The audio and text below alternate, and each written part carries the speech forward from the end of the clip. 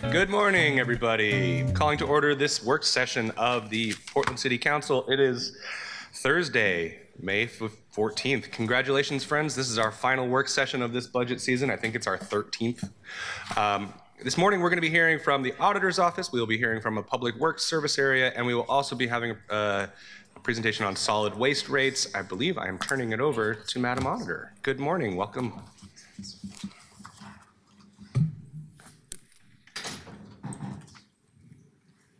Apologies to everybody for us starting a little bit late this morning. I think Diana's going to advance my slides. Good morning. It is the morning. President Dunphy and councilors, thank you for having me today. I'm City Auditor Simone Reddy, and today I'm joined virtually by Chief Deputy City Auditor Reed Broderson. We're here to present my office's budget, which I've requested and the mayor has included in his proposed budget for next fiscal year. I'm going to start by providing an overview of the auditor's office and our functions, as well as our budget, and I will share with you the approach that I took to developing this request. Then I'll hand it over to Chief Deputy Broderson to get into the details about the cuts and changes that we're making before we answer your questions. As a reminder, our city charter requires the auditor to submit a requested budget to the mayor and city council, who are required to consider the auditor's priorities and duties. Mayor Wilson, out of respect for my independence and the outcomes that my office ensures, has incorporated my requested budget into his proposed budget without modification. And I ask that you adopt my budget without making further cuts beyond those I've consented to, which I'm going to go over with you today. So thank you for your consideration. That's 2 more slides.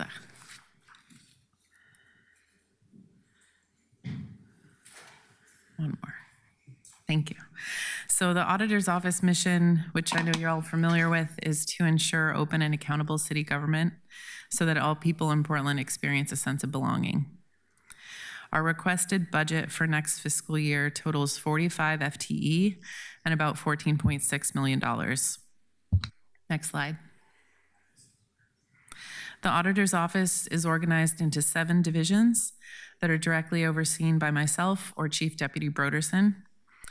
Our divisions help Portlanders access public records, participate in elections and council business, challenge city decisions, resolve complaints, and understand whether city programs are operating effectively, efficiently, and equitably. We also maintain administrative independence, which allows our office to do all of that work without depending on the systems and officials that we are responsible for holding accountable. Next slide. So my approach for developing this requested budget was really to prioritize legally required work and services and make reductions where possible.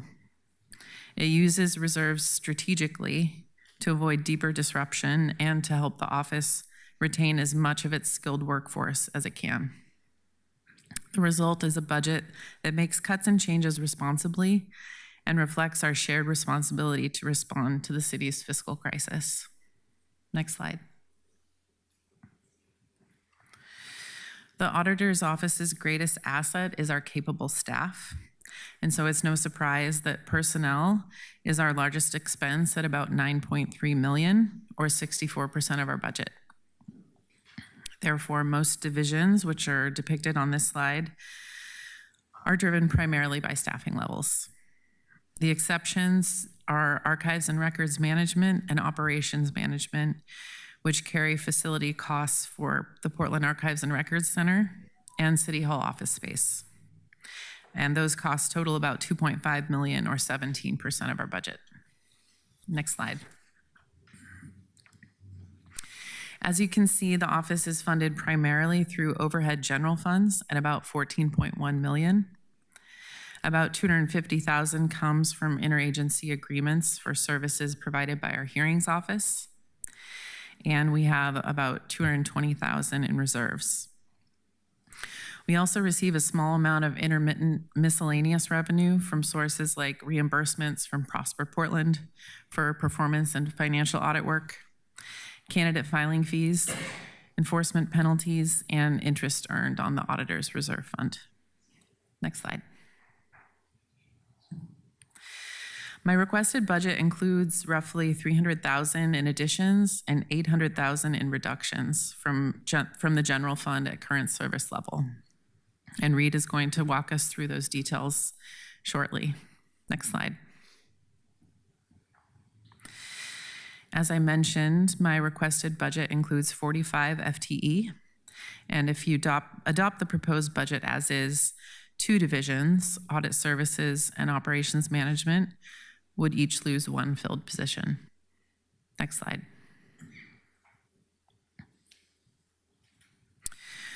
While my requested budget includes cuts, it protects services and outcomes that Portlanders expect from my office, those that build access, trust, and participation in our government.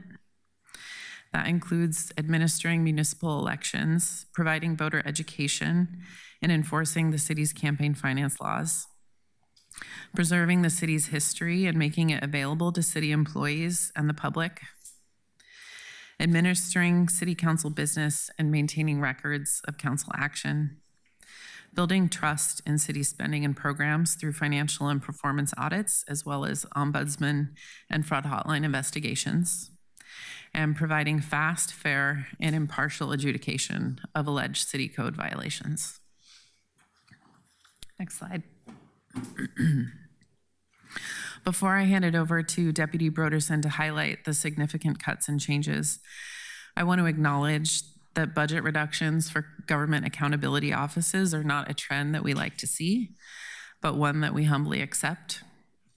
We recognize that our independence, which raises the standard for conduct in our office, does not make us immune to changes that are facing our jurisdiction. We must be responsive to them. And now I would like Reed to go over the details with you. Thank you, Auditor Reddy. Good morning, Council President Dumpy and councilors. Appreciate the time. My name is Reed Broderson. I use he and him pronouns, and I'm Chief Deputy City Auditor. Before I get into the weeds, I'd be remiss to not at least acknowledge the human impact of this requested budget. We are, like Auditor Reddy mentioned, we do propose to lay off 2 existing staff. And while we're not suggesting this is avoidable, and I don't envy council's job in decision making, I at least wanted to start with the people behind the numbers before we get into the details. If we could move to the next slide, please. Okay, our first cut eliminates a filled Performance Auditor 2 position, which would result in fewer performance audits completed. As a reminder, authority for the selection of audit areas resides solely with the auditor, and the loss of a performance auditor means adding less to the annual audit plan, which is published each June. Next slide, please. Our second cut eliminates a filled Administrative Specialist 2 position within Operations Management. This position provides human resources and finance support, and its loss will slow our processes in both of these areas. Next slide, please. Our third and final set of cuts reduces external materials and services budgets.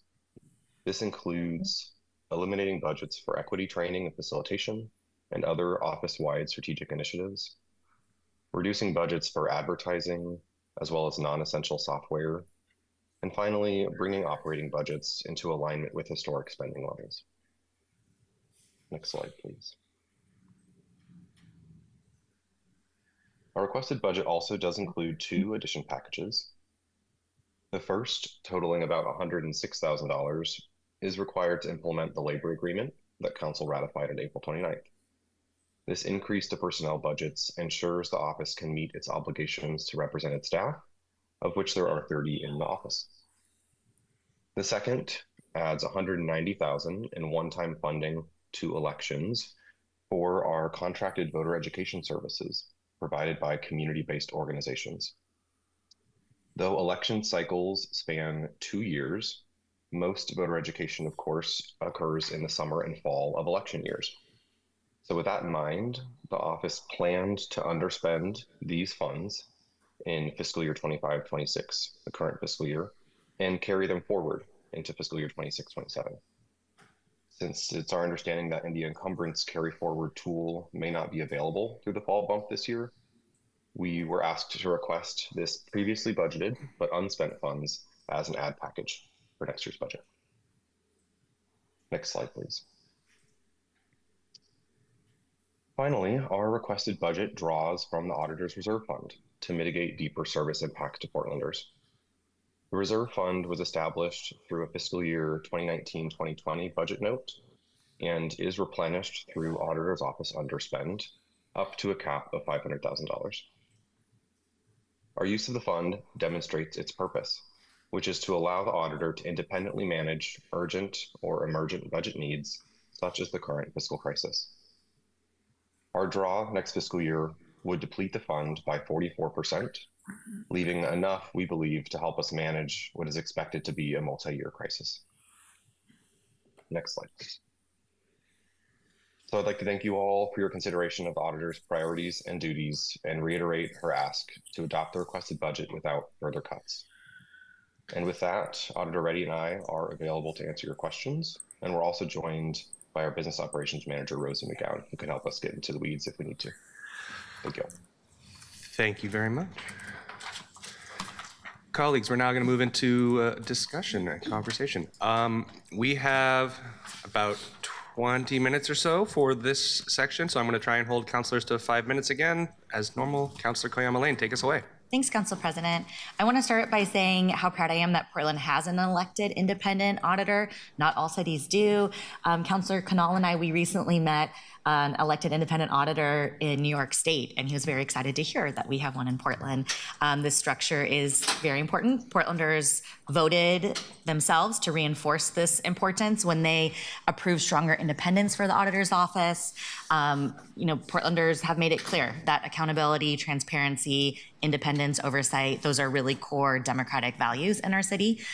So Auditor, first I want to ask candidly, can you explain what, do you see efficiencies or reductions that you believe can be reasonably made in your office without materially impacting the mission? Like, is there fat to trim, as people often say, or are these proposed reductions really going to meaningfully affect the office's ability to do things like audits, investigations, oversight, accountability work? Can you outline that a little bit? Mm-hmm. So I think, I'm not sure which slide where we outline some of those cuts, but we are trying to get rid of any non-essential software. There are certain materials and internal services charges that we can't avoid, particularly associated with maintaining the Archives and Records Center on PSU's campus. There's very specialized costs and needs associated with preserving and documenting our city's history. So I think we have done our finest job of looking for efficiencies outside of the personnel costs, which again make up the majority of our expenses. Now I would invite my deputy to add any more to that response. Yeah, thank you for the question, Councilor and Auditor. I would tend to agree. Our EMS cuts, I think, are pretty minimally impact services to Portlanders. I think we eventually would want to rebuild some funds there to support staff development, particularly around anti-racism, equity, and facilitation in that space. In terms of personnel, I do think we are looking at a multi-year rebuild plan, particularly for the auditor position. That is a material loss of a service, right? That is an auditor of a few who deliver that work. That would be a temporary loss as we look to rebuild in the future. Thank you. With those positions, those FTE proposed to be cut, what work could we expect to be delayed or minimized or have to be set aside if those proposed cuts happen? Thanks for that question. So with the elimination of the performance audit position, that role is responsible for completing performance audits from the annual schedule. We publish that schedule every June, so it essentially means adding less to that because we probably, I would guess, complete one less audit every 2 years with the loss of that position. It would not affect our ability to continue our charter mandated responsibility of the annual financial audits of results that I've presented to you each year. Thank you. And can you or Mr. Mayor explain how the reduction scenarios came about? Was this similar to the other bureaus, other service areas that were asked to make reductions? Or did this come from the auditor's office? Yeah, Councilor, I appreciate this conversation. I think Auditor Reddy would agree it was very difficult conversations we've had for probably 4 months.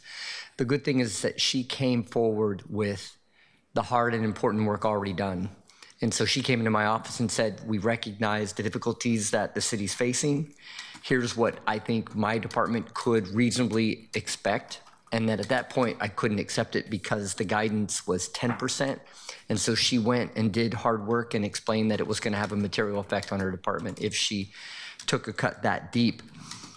We held off, we worked on the budget, and in the end, we ended up with about a 4%, which certainly wasn't something she wanted. But in the end, she recognizes that being a part of the jurisdiction is a partnership, so. Okay, just to be really crystal clear, the auditor came to the executive branch saying, we'd like to show you the 10% cuts, or that's something that you asked of the auditor's office? Yeah, the guidance was a 3 and a 7, ostensibly would be a 10. From your office. And she proactively came with the 3 and said, I can deliver, with all due respect, Auditor, I don't want to put words in your mouth at all, but she said, you know, I can deliver my charter mandate at this level. And then at that point, I had to say, I can't accept it because of the challenges we were facing writ large. And then we went to work to try and get as close to that as possible. And I think we achieved that.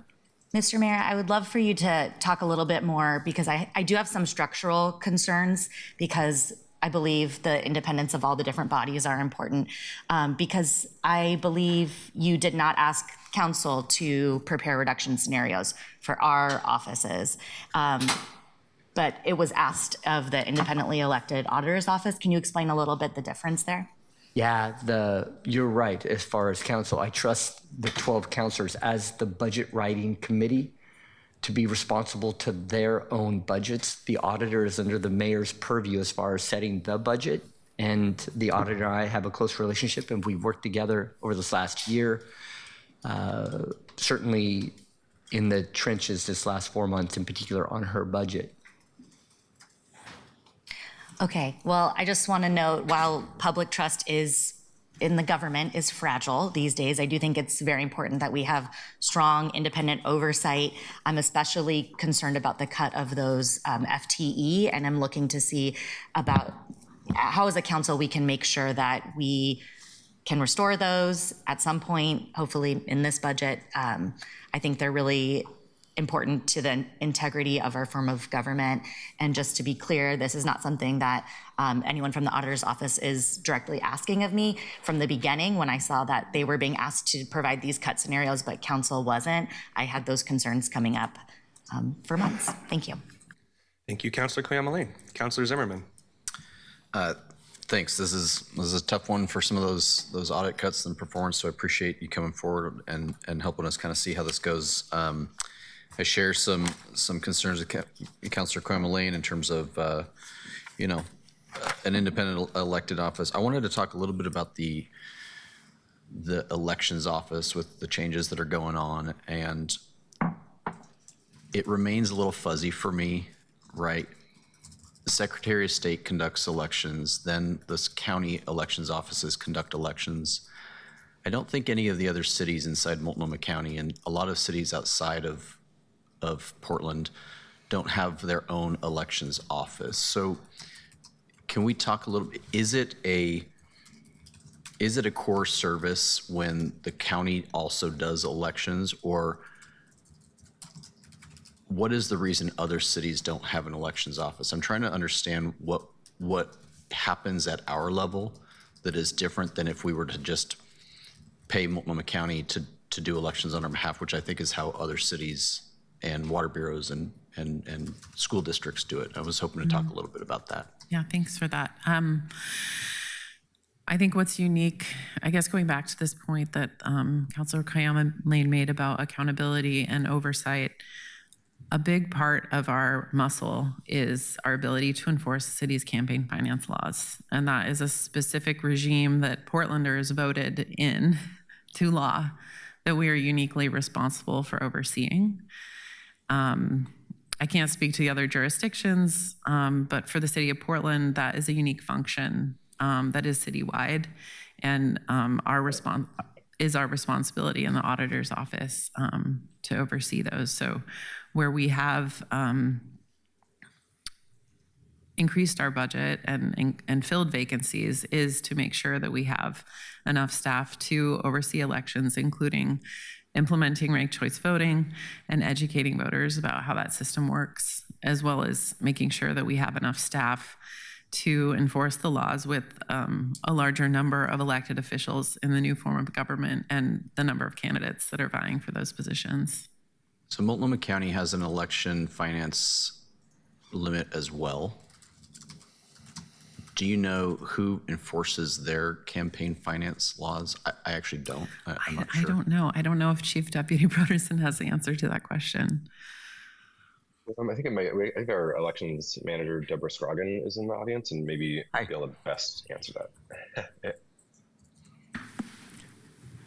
Good morning, councilors. Yes, morning. good question. Multnomah County Elections enforces that law for the county. I will note, and I think that they would agree, that they have not seen a lot of complaints or action compared with the city. Yeah, I think it's because theirs is more straightforward. You just can't take more than $603, right? Maybe that's It's actually a very similar law Okay. passed and proposed by some of the same folks. okay. Thanks.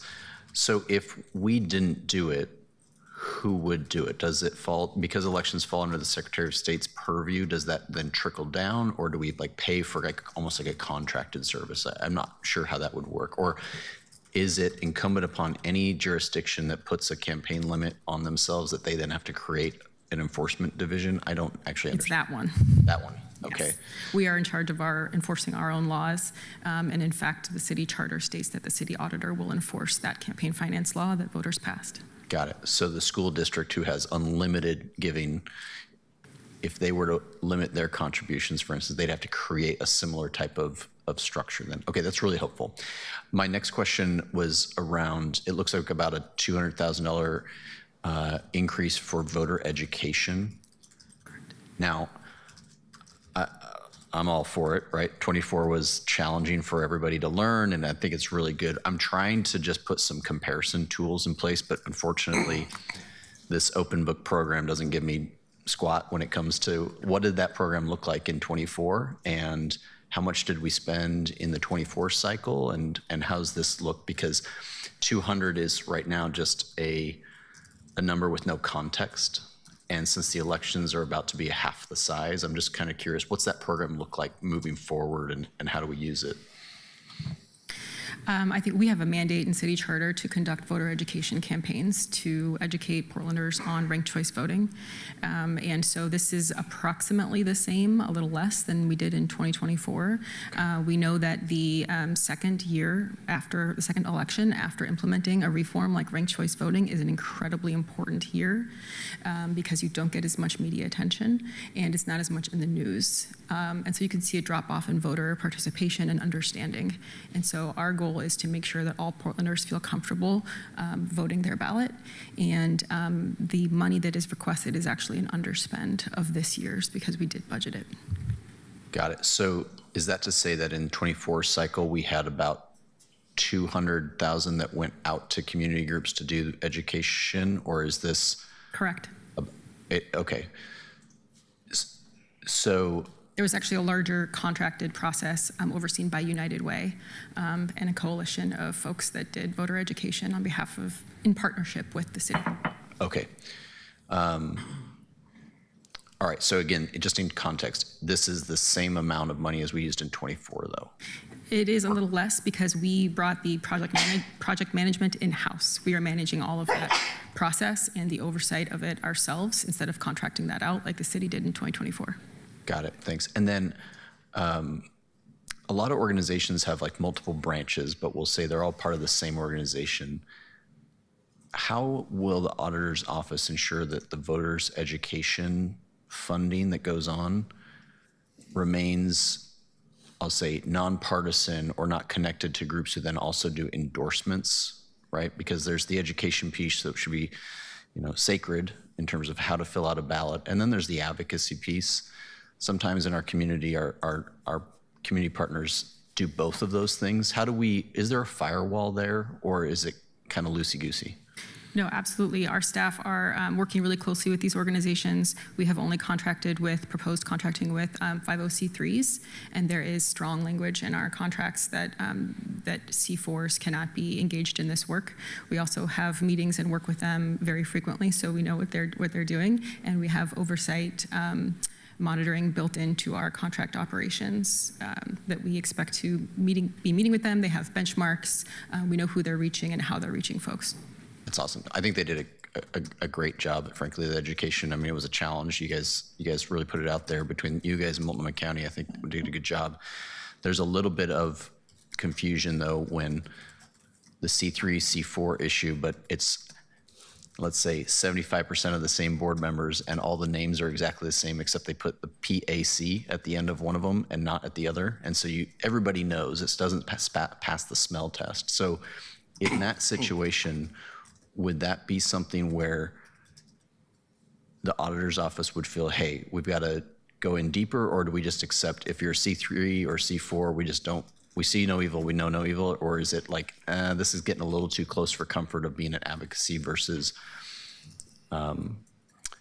education focused? And Council, you're at 8 minutes. Thanks. I will say that issue has not come up. We were very closely working with the folks that did the transition in 2024, and there was nonprofit contracting, and that just never became an issue. Right. No, we did not hear about the issue. We were closely involved, and we didn't see that become a problem, but we're very aware of it. We've provided trainings to them, and we're in constant communication with them about that very strict firewall. Got it.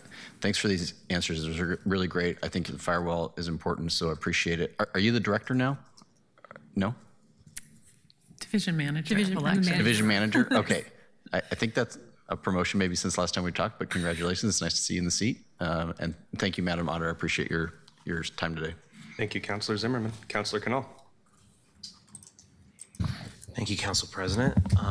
Thanks to everybody for being here. It's always a pleasure to have the auditor here. I see a lot of the team back there as well, and thanks, Reed, also. Agreed with everything Councilor Koyama Lane said about how nice it is to have an elected auditor. Shout out to Sam Fain in Albany, New York, who we met earlier. I appreciate the framing of the independence and the comment you made before passing it to Reed earlier. I also really support the decision to propose the budget as you've proposed it. And in terms of budget decisions, for the same reason, I think my starting point is to support it as is, although I am actually interested in restoring a position, if not both. Slide 8, there's a point about interagency revenue that got added this current fiscal year and would be continued to next year, but wasn't there before that. Can you speak to what that is and what it's for? Well, it's nearly invisible on the slide because it's so small. That's miscellaneous revenue. The interagency revenue, I think you see growing because of our becoming home to the hearings office again. Okay. I believe that's the primary driver there. Okay. I think you've given information on one of the two positions pretty significantly. Can you just give a little more on the audit services one? Mm-hmm. You're saying that each position is effectively one audit every 2 years. Is that accurate? It's a rough, yeah, if I could respond to that. So our audit schedule, as is, we can only take on a handful of new topics every year because our work is so in-depth and thorough and follows the government standards for performance audits. Our audit service team also responds to reports through the fraud hotline. So those are projects that land in our lap depending on what concerns are coming from either city employees or the public that are brave and bold enough to bring their concerns to us. That work is also on the plate of audit services. We also spend time following up on recommendations that we've issued in the last 5 years. So that audit impact report that I present to you annually is a way that we are able to hold the city accountable for recommendations that we've made in our audits. So it's a rough estimate to say that the reduction of one staff person would mean one less audit every 2 years. And again, that is one area, unlike the city elections division, where we are responsible for enforcing the campaign finance laws on strict timelines, as well as our hearings office, which also delivers on strict timelines. Performance audits are at my discretion, so we can choose which topics, how in depth to go, and which areas of the service the city we're going to be looking at any given year. Great. For the slide on the EMS reductions, it's a two-part question. How much of the $215,000 is equity training specifically? And was the decision on reducing equity training framed by the executive order, or was it an independent decision of your office? That was an independent decision of my office. We have strong commitments at every division and at the office-wide level for advancing results-based accountability initiatives.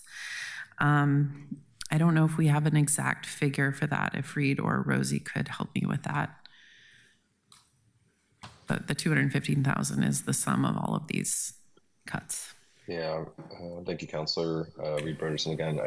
Rosie may be able to answer a little more specifically. I think it was in the ballpark of $50,000, but I may be a little off there. Yeah, Rosie McGowan, Business Operations Manager. We had a couple contracts that were ending, so it is about $25,000 in specific ones that we had finished some work. We would have liked to be able to continue, but decided to not continue that training for this next fiscal year. Great, thank you.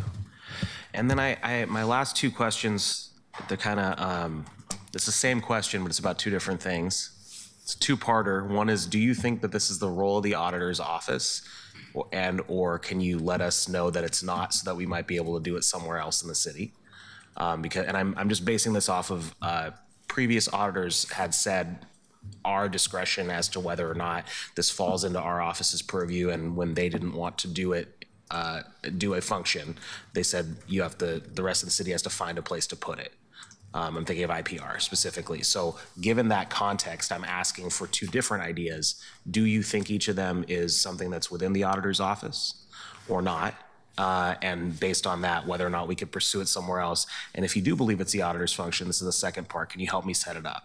And I'm raising these here because I don't think we haven't really had a space to do it, and I can't really until we get back to committee of the whole meetings. But the first idea is I'd like a way for city employees, rank and file, to anonymously and directly get, or one layer indirectly, get information or suggestions to the mayor and city council without having, especially in the whistleblower context, without having to go through their manager level to get up through 9 layers. This is something that I've seen done in independent offices, or at least through contractors where the contract is held by an independent office in other jurisdictions. The second idea is I'd like to have rank and file city employees be able to suggest a way to reduce spending without reduction of service level and be rewarded for it. We have two examples. One is the chief savings officers in New York City. The other is the Washington State Secretary of State, which has a Washington State Productivity Board that has rewarded state employees with up to $10,000 for coming up with ideas. It has led to a savings of over $11 million and revenue increases of $727,000 from 163 proposals.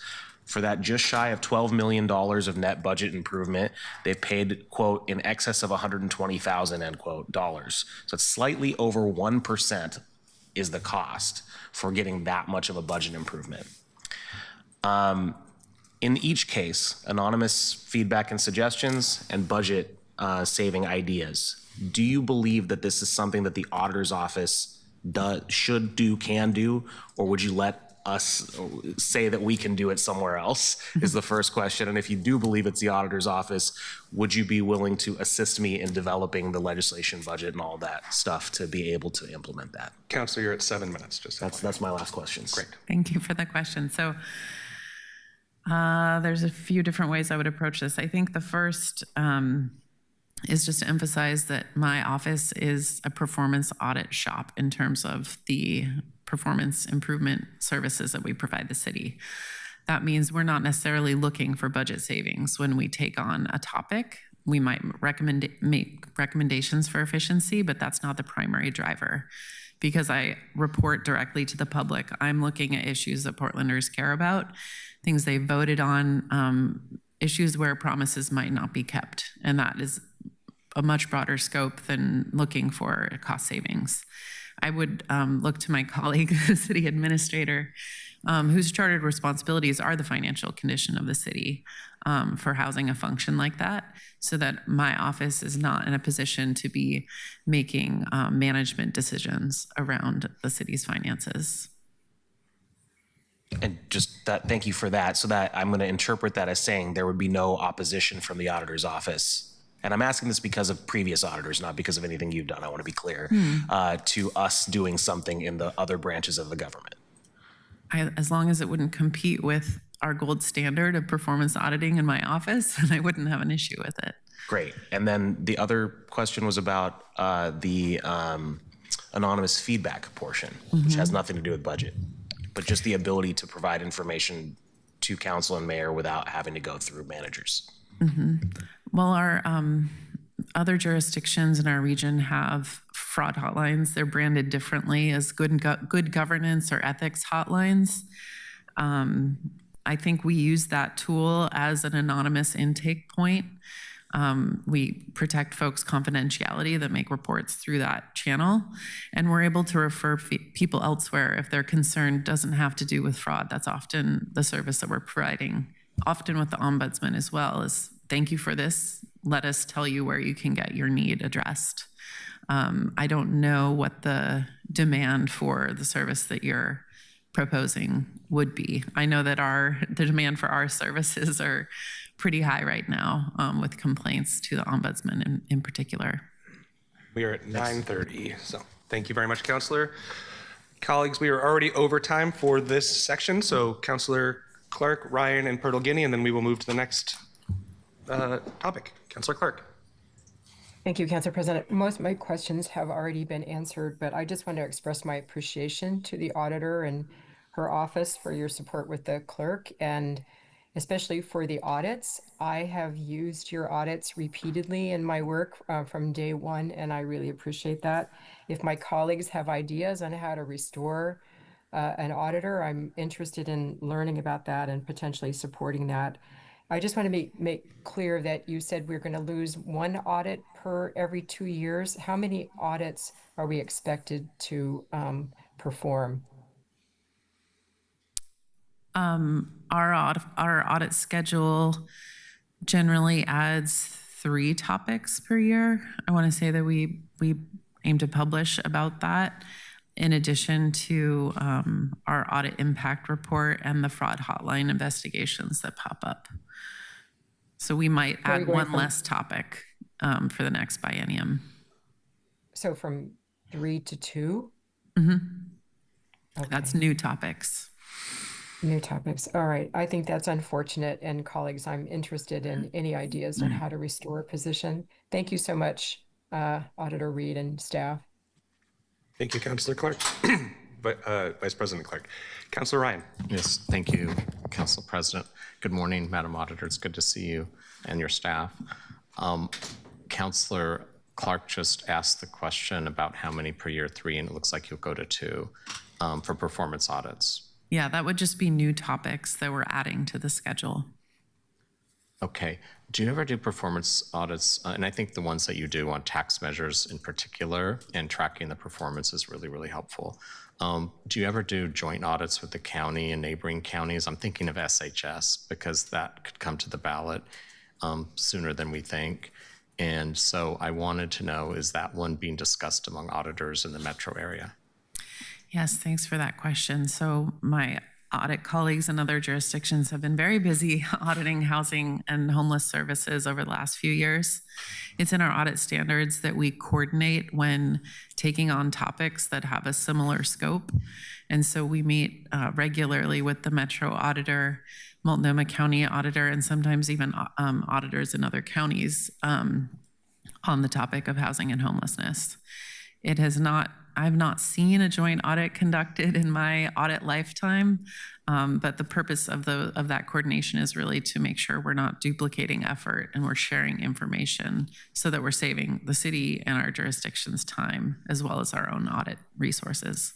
So thinking out loud with you then, I think that this is one where, Metro could be the point since it's a Metro audit. It's a Metro performance collection, even though our revenue division collects the money, which people think it's just coming to the city because of that. But my point is, I really do think that's an important one to have as a focus. And I will be very supportive of that journey that you'll be on because it'll be complex. It'll be more challenging than some because of that coordination, but the voters are all in one space for this, so it's important that we do that. And I look forward to making sure that that's a priority in terms of performance audits. Does that make sense? Yeah, and I would like to add that the influx of those dollars did increase audit resources for my colleagues at Metro. I think that is a point that I'm trying to make here about being sensitive to the changes in our environment that we audit.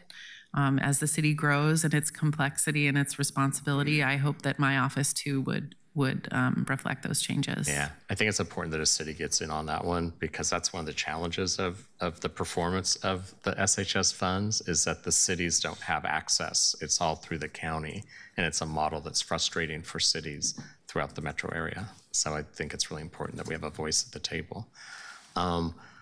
The other question Council Zimmerman asked, that was good, it was about elections and just making sure we have that firewall. Have you considered working with community groups that don't have C4s and that weren't part of the coalition that brought us the charter that we voted on in 2022? I'm going to ask my deputy or Deborah to answer that. Hi, Deborah. Thank you, Councilor. Yeah, that sounds great. Thank you, Councilor. Well, I will note that we just noticed awards of contracts recently, and not all of them are C3s or C4, sorry, have a component C4. So we do that regularly. We're looking at service providers. We're looking at folks that work with Oregon Food Bank. They're providing service daily to different groups and can reach folks in a way that they are trusted in their communities where we aren't always. And so sometimes those are C3s with the C4 and sometimes those are just C3s, but we have that information up on our website if you're interested in learning more, and we can follow up as well. Okay, I just am happy to hear that there are some that aren't connected to that network, the political nonprofit network, because then the firewall is a lot easier to manage. Absolutely. In fact, the firewall is taken care of because they don't have that arm. The coordination with the small donors office continues to make me think, how does that work? I think that when you're actively campaigning, there was a time where you looked at the elections office as your go-to, but increasingly the real experience day-to-day is the small donors office. How do you coordinate? How do you overlap? Where does the buck stop? And I think the lawsuit that occurred was one of those examples where it got messy. We enforce the city charter-based campaign finance laws, and small donor elections enforces their city code and rules. That does require close coordination, and so we do meet with the director there, especially during an election season, more frequently to coordinate and make sure we both offices know what's going on. We recognize this is not an ideal situation for the public, but try to work as closely and as best we can in the system that we have. I thought that what we passed out of governance was better legislation in terms of those firewalls between the two of you, if you will. And I was disappointed that the final version that came to the full council, I thought weakened that. And I thought I was basing mine on what we could have learned from the lawsuit. So I just wanted to put that on the public record. Thank you. Thank you, Councilor Ryan. Councilor Green.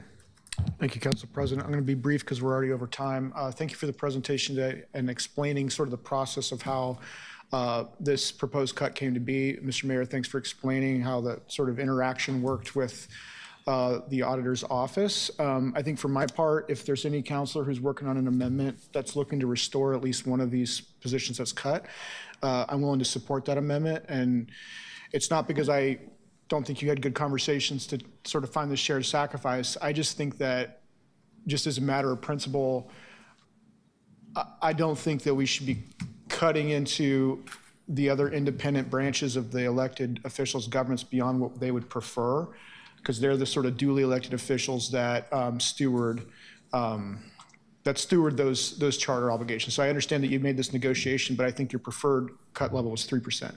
And so I'm willing to work with anyone who's working on that amendment. There's other places in the city of Portland that we can find these cuts, and I think it's really, really important that we preserve as much capability of the audit function as possible, so Portlanders can find their trust in the city of Portland. And it's just all I wanted to say. So thanks. Thank you, Councilor Green.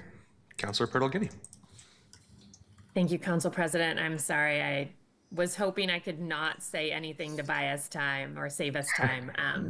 But Auditor Reddy, because it has come up a few times that some of my colleagues are interested in restoring cuts, can you explain to us what the difference between the 3% and the 4% is? And I'll just editorialize first and say, I really appreciate you digging deep and thinking about at a time when we are having to cut core services, frontline services that Portlanders depend on day to day. How do we make sure that we also have the oversight that we need that your office provides? Without having to dig more deeply into those core services that Portlanders also rely on, right? Both are so critical. And as we're thinking about that balance, if we are looking at any restorations, I want to make sure that they are the restorations of the things that you were most concerned about cutting, and not just based on what we think that might be. Thank you, Counselor. I'm interested in working with council in the long term on getting the appropriate resources for my office to provide the commensurate level of oversight that our city needs. I've been very thorough in the proposal that I've made, which was accepted by the mayor, just to clarify. It did not go further than what I asked for. I'm interested in working on a longer term solution because I'm worried that a short-term solution to today's problem could put my office in a worse position a few years from now when we're still working our way out of this fiscal crisis. Thanks for that clarity. I really appreciate that. I am a firm believer that when we have independent elected leaders running other portions of the government, we need to defer to you on what cuts to take and not go in on our own, but also that we need to have that shared sacrifice. And I appreciate you stepping up for that. And I appreciate your clarity today about some of those long-term conversations that we need to have. Thank you. Thank you, Councilor Purtle-Guinea. Checking Councilor Zimmerman and Clark. Are those legacy hands? Okay. Thank you very much for your presentation today. I think we're ready to move to the next one. Thanks.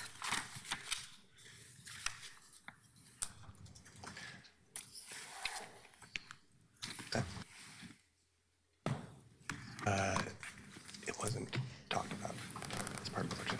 So next, we're welcoming up our friends from the Public Works Bureau. I believe I'm turning it over to DCA Donna Paul. Is that correct? Yeah. Welcome. It feels like we were all just here just moments ago. Thank you for spending your entire life in this chamber. We live here, Councillor. Good morning, Council. Good morning. For the record, my name is Priya Dhanapal. I'm the Deputy City Administrator for Public Works. I'm joined by Ting Lu, our Public Utilities Director, who oversees both Bureau of Environmental Services and the Portland Water Bureau. Today, Ting Lu will go through the proposed budgets for both bureaus, and our finance leads are also in the audience and are available to answer any questions. We will aim to move through our presentations quickly to allow ample times for your questions. Next slide, please.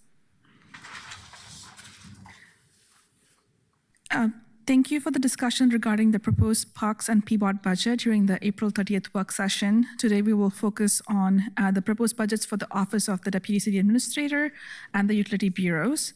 And following those presentations, the proposed Public Works and Community and Economic Development rates, fees, and charges ordinances scheduled for council consideration next week will be presented to you.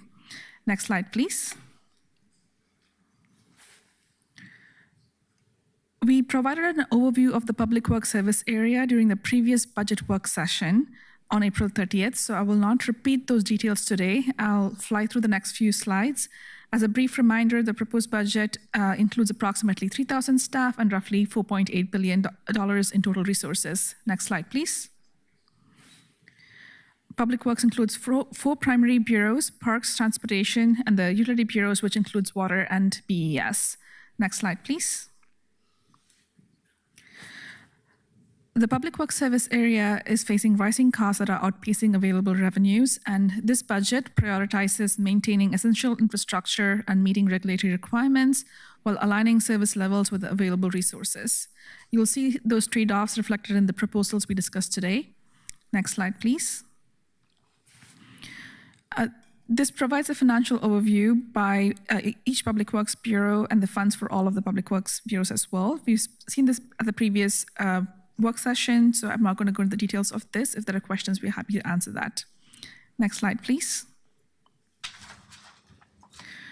This slide summarizes the position changes within Public Works as a part of the core services realignment effort. Overall, the positions decreased from 229 to 156 FTEs, which is driven by 62 reductions and limited additions and realignments. The negative realignments reflect positions shifting out of Public Works to centralized citywide functions rather than being eliminated. And I will transition to the next slide, as this information was covered in detail during the core services realignment work session on May 8th. Next slide, please. So I want to provide a high-level overview of the proposed budget for the Office of the Deputy City Administrator for Public Works. This office provides executive leadership, strategic oversight, and policy coordination across the Public Works bureaus to support organizational alignment, infrastructure stewardship, and reliable public service delivery. The proposed budget includes approximately 131 staff and $26.6 million in total resources. I want to make sure we understand that there are no additions or reductions to the DCA's office. A significant portion of the staffing level that you see in this slide, which is about 121 FTEs of the total FTEs, reflects a realignment of the embedded teams from the core services realignment into the Public Works Service area. They're not new positions or direct additions to the DCA's office. They are embedded core services team in HR, IT, procurement, equity, and engagement that provide coordinated support across the Public Works bureaus. Next slide, please. This slide summarizes the proposed budget for the Office of the DCA for Public Works. The proposed budget totals approximately $26.6 million, as I mentioned earlier. There are no significant additions proposed within the DCA's office budget itself. There's a small reduction that is reflected in the table, and it's associated with the citywide interagency reductions applied across bureaus. The increase from the current service level primarily is the realignment of the embedded core services teams into the Public Works Service area as a part of the citywide core services realignment. And these are existing positions, not new staffing. Next slide, please. This table shows a high-level overview of the changes to the DC office positions, including additions, reductions, and realignment. There are no proposed staffing additions or reductions within the DCA's office. The increase from 10 to 131 reflects the realignment from the core services realignment effort. And with that, I will pass it on to Director Liu to provide an overview of the proposed budget for Water and BES. Thank you so much, DC Donapal. Good morning, Council. My name is Ting Lu. I'm the Public Utilities Director. The Bureau of Environmental Services is responsible for protecting public health and the environment for over 650,000 customers. We achieve this by management of Portland wastewater and stormwater infrastructure, including thousands of miles of sewer and stormwater pipes, green infrastructure, close to 100 pump stations, and 7 watersheds.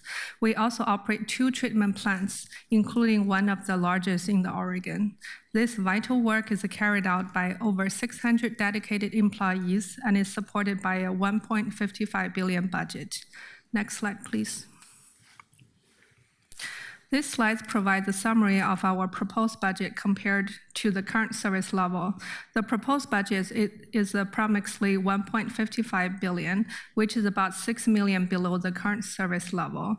This reflects a 1.1 million addition supported by congressional earmark funding, offset by 3.3 million in reductions and $4 million in realignment. The changes specific to the 3.3 million reductions will be discussed in the upcoming slides. Next slide, please. This is an overview of all the changes to the Bureau's position counts, including additions, reductions, and a realignment. I want to note there was a slight data error in the FTE count. So the amount in this table and elsewhere in the proposed budget shows a reduction of 3.3 FTE, and it should reflect 6.3 positions or about 1% change. This brings our total proposed budget to 605.7 FTE. This will be corrected in the next iteration of the budget. I also want to note that these 6.3 positions being proposed for reductions are vacant positions. We'll dive into the specifics of these positions in the upcoming slides. Next slide, please. Our sewer and stormwater system operate 24/7 and is essential to our public health, livability, and environmental protection. Our goal in this budget cycle was to prioritize 4 core areas. First, we maintain the service necessary for federal and state regulatory compliance. Second, we preserve the financial assistance programs that support affordability. Third, we continue to preserve capital investment in critical sewer and stormwater infrastructure using a risk-based asset management approach focused on high-risk treatment and pumping systems currently. Finally, we continue to maintain the core operational resources necessary to provide reliable wastewater and stormwater services and minimize service disruptions. The reductions you will hear about today were developed through a system-wide review focused on identifying efficiencies, prioritizing core functions, and minimizing impacts where possible. Next slide, please. We bundled our reductions into 5 categories. The first one is a business support program. This category eliminates 2 vacant internal support services positions and 20,000 or 5% of a janitorial service contract. This changes total 430,000 in reductions.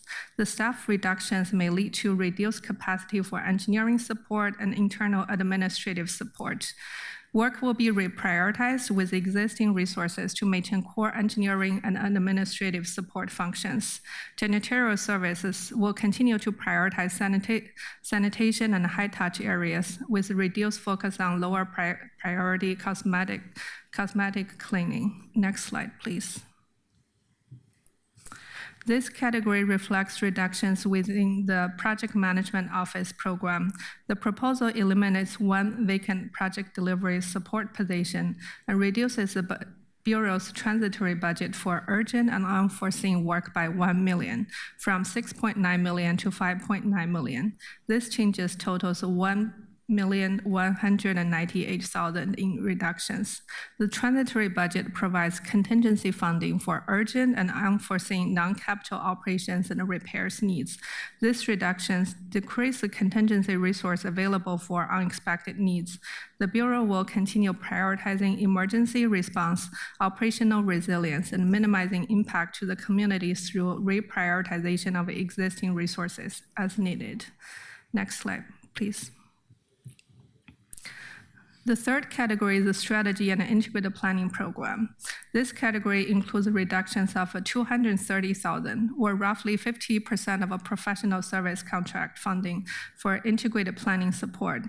It also includes a partial reduction of 1 FTE that supports project communication coordinations for non-urgent planning support work. This changes totals 296,600 in reductions. The Bureau will continue prioritizing planning work related to essential infrastructure, regulatory compliance, and high priority risk analysis within existing resources. Next slide, please. Our first category is the leadership program and security services. This category eliminates 2 vacant positions and reduces contracted security services by 491,000, which is 16% of the contract.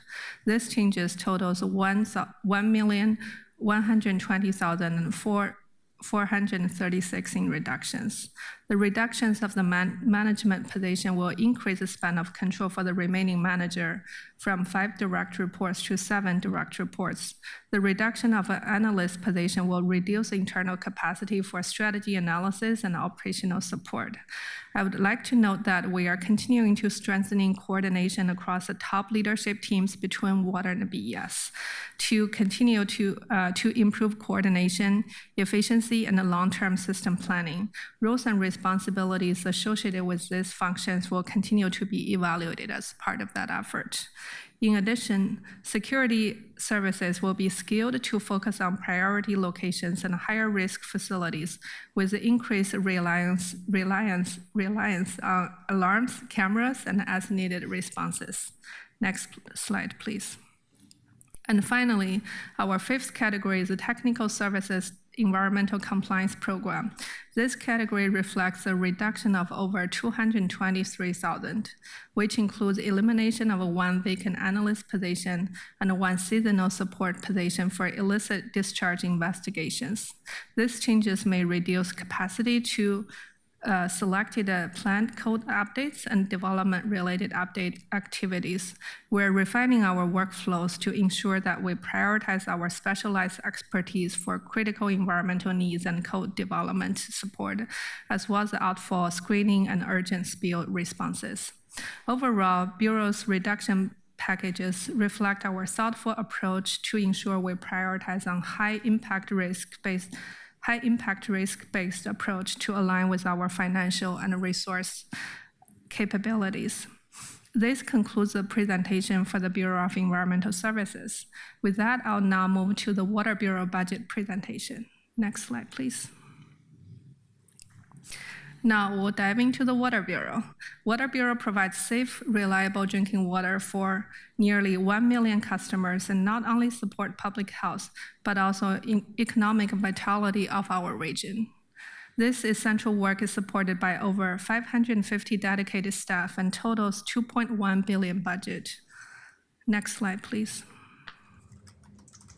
This slide provides a summary of our proposed budget compared to the current service level. The proposed budget includes a total adjustment of $19.2 million since the initial requested budget. This is driven by 3 main factors: the removal of $0.8 million facilities interagency agreement, a $15 million adjustment to lower our ending fund balance, and a $3.3 million reduction in decision packages, which I will discuss in more detail in the upcoming slides. Next slide, please. This is the overview of all changes to the Bureau's position counts, including additions, reductions, and a realignment. I want to note there was a slight data entry error in the FTE count. So the amounts in the table and elsewhere in the proposed budget shows a reduction of 15 FTE, and it should reflect 14 positions instead. This will be corrected in the next iteration of the budget. I also want to note that these 14 positions being proposed for reductions are vacant positions. We will dive into the specifics of these positions in the upcoming slides. Next slide, please. Similar to BES, we're prioritizing core services to protect public health and maintain regulatory compliance. Our approach focuses on 4 core priorities. First, we are preserving services necessary to meet regulatory and permit compliance. Second, we remain committed to support financial assistance programs to support affordability.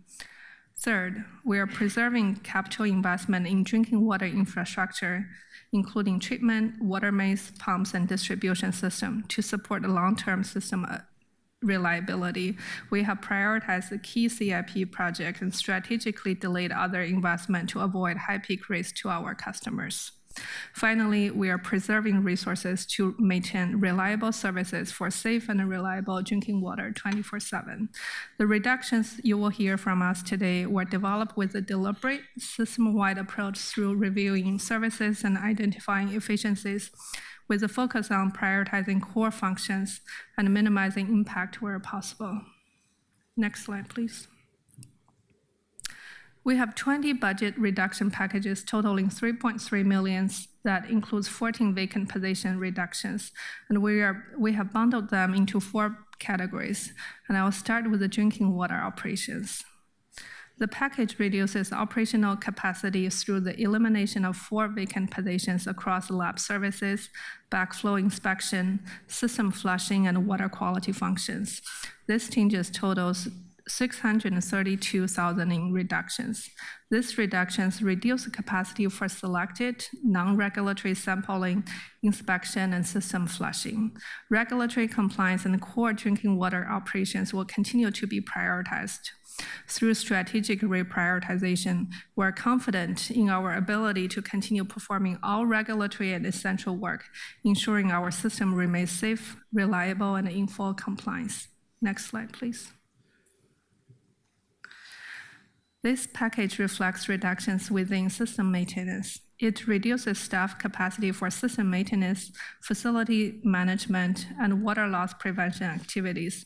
It also includes a streamlined street opening permit process to achieve cost savings. This changes totals 781,000 in reductions. This category eliminates 4 vacant positions across equipment maintenance, construction field support, facilities management, and water loss prevention. Work will be reprioritized within existing resources, with a priority maintained for urgent repairs, regulatory maintenance, and continuity of critical services. Non-urgent facility support requests and some water loss reduction activities may experience longer timelines. However, the state-mandated annual water loss audit will remain prioritized. We'll continue exploring shared opportunities between water and BES to improve coordination, optimize staff resources, and support operational efficiencies. Next slide, please. This package reflects reductions in engineering, planning, and coordination category. In this bundle, we are eliminating 4 vacant positions that supports engineering, planning, intergovernmental coordination. This changes totals 910,000 in reductions. This changes reduces the capacity for early project planning, project implementation support for permitting and land use review, development and maintenance of engineering standard, and coordination with the regulatory and partner agencies. However, consistent with our approach to other impacted work, we have prioritized key resources to ensure continuity of critical services and regulatory requirements. Additionally, we'll continue to explore and implement shared opportunities between water and BES to maximize our efficiencies and impact across both bureaus. Next slide. The final category is the customer services with adjustment to customer engagement, billing approaches, and security operations and logistics. This changes totals 990,000 in reductions. To achieve this, we are eliminating 2 vacant positions with our customer contact center and customer billing teams, along with reducing printing and mailing costs by 200,000 by expanding paperless billing, shifting to an opt-out model. Customer service levels will remain consistent, supported by expanded use of online self-service option and strengthened by increased adoption of paperless billing and electronic correspondence. We also anticipate cost avoidance with a reduction to permitting payment processing fees.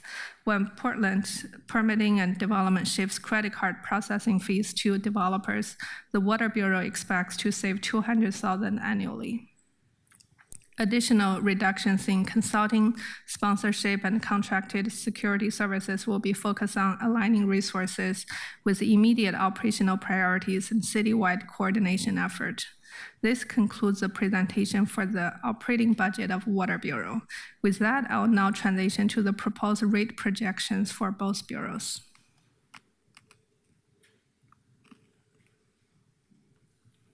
Both water and BES rely on utility rate revenues to support day-to-day operations and to finance major capital investments through long-term bonds. The proposed budget includes an 8.1% increase in water rates and a 5.15% increase in BES rates, resulting in a combined rate increase of 6.36% for the upcoming fiscal year. Over the next 4 years, water rates are projected to increase by 9.8% annually through 2031 to fund essential health and safety protections. For BES, rates will increase to 5.5% before decreasing by 0.5% each year. We project that these annual percent increases will stabilize for both bureaus around or under 5% in 5 years as of current forecast. The forecasted assumptions include 30-year term bonds and is really a base projection and is updated each year as part of a budget process and adjusted with updated assumptions and budget decisions. Next slide, please. This slide illustrates the impact of this investment on our single-family residential customers. Currently, the average single-family customer using 500 cubic feet, 5 CCF for water pays $160.29 per month for combined water, sewer, and stormwater rates services. With a proposed combined rate increase of 6.36%, these customers will experience an increase of $10.20 per month to their total bill. I also want to note that many households consumes less than 5 CCFs due to the Conservation and Water Efficiency Alliance, which further lowers individual bills. We are continuing to investing in financial assistance programs, including bill discounts, crisis vouchers, flexible payment plans, and stormwater discounts to help every customer regardless of their financial situation. Next slide, please. Also want to share about the Portland bill, how we compare with other utilities. A common misconception is that Portland has some of the highest utility rates in the region or even the country. Despite the cost pressures, Portland utilities continue to keep costs to customers within range of comparable national peer utilities that have similar scale of water, sewer, and stormwater systems. The chart on this slide includes 2 types of utilities: neighboring utilities, which are geographically close to Portland, and here for reference, and peer utilities, which share similar system characteristics, such as combined sewer overflow infrastructures and a drinking water filtration requirement. The most apples-to-apples comparisons is made between peer utilities. Utility costs vary based on geographic, infrastructure age, and regulatory requirement, but this chart provides important context. Portland's rates are not an outlier. They reflect the real cost of maintaining a safe, reliable, and modern system. Many of our peers have completed filtration but haven't addressed combined sewer overflows, which BES did with the big pipes many years ago. So we expect to remain in the middle of the pack of comparable peer utilities as filtration is completed in Portland and other cities address CSOs, as this capital investment represents similar magnitude of the cost. This slide shows a holistic overview of our financial assistance programs with dedicated $40 million funding support. For example, we provide bill discounts of up to 80% based on income. For the low-income bill assistance program, household earning up to 60% of the state median family income are eligible for Tier 1 assistance, 50% of a typical bill. Household earning up to 30% of the MFI are eligible for Tier 2 assistance, which is 80% of the typical bill. Programs like RAMP and Clean River Rewards are also support renters, affordable housing properties, and customers who manage storm water on site. Our RAMP program specifically supports regulated, affordable multifamily properties, ensuring this benefits reach renters and the nonprofit housing providers. The Water Bureau's water efficiency teams works closely with the business and the residents to help reduce water use and save money on their utility bills. We have also simplified the application process and partnered with the Bureau of Planning and Sustainability to reduce the administrative burden on residents seeking help with the garbage and recycling bills. So there is a comprehensive program. Details are available on the website. Customer can also contact us by calling 503-823-7770 to learn more about our programs and confirm their eligibility. Next slide, please. This concludes our presentation on water and BES proposed budget. We'll now discuss utility fees and charges that will be coming to Council next week for consideration. Next slide, please. This chart shows the primary revenue categories for BES and the Water Bureau associated with the annual rates, fees, and charges ordinances that will be before council next week. Utility rates revenues account for approximately 90% of total revenues for both bureaus, while permitting, development, and other fees and charges account for the remaining approximately 10%. Next slide, please. This slide summarized proposed utility rates, fees, and charges associated with the customer account development and permitting activities. First, customer account related fees, including late notice fees, disconnection fees for non-payment, and water service restoration fees are proposed to remain unchanged. Second, the Bureau is proposing adjustment to development and permitting fees, including system development charges and other permitting related fees, generally at the cost of service and not to exceed 9%. Some development and permitting fees currently do not fully recover the cost of providing those services. The proposed adjustments are intended to better align fees with service delivery costs and reduce reliance on utility rates revenues to support those activities. Next slide. That concludes our presentation for the utility bureaus, and I would like to call Jeremy Patton from PBOT to talk about PBOT's rates, fees, and charges. Morning, Council. Jeremy Patton, Public Works Enterprise Services. Can we jump to the next slide, please? So the PBOT fee ordinance that will be discussed next week is going to include 8 separate schedules and over 500 fees.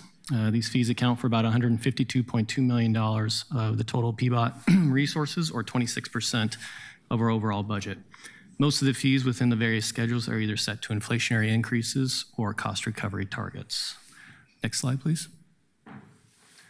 So stated in the previous slide, most fees are increasing by the Bureau's weighted inflation factor, which covers cost increases for things like personnel, central services, office and building supplies, and vendor contracts.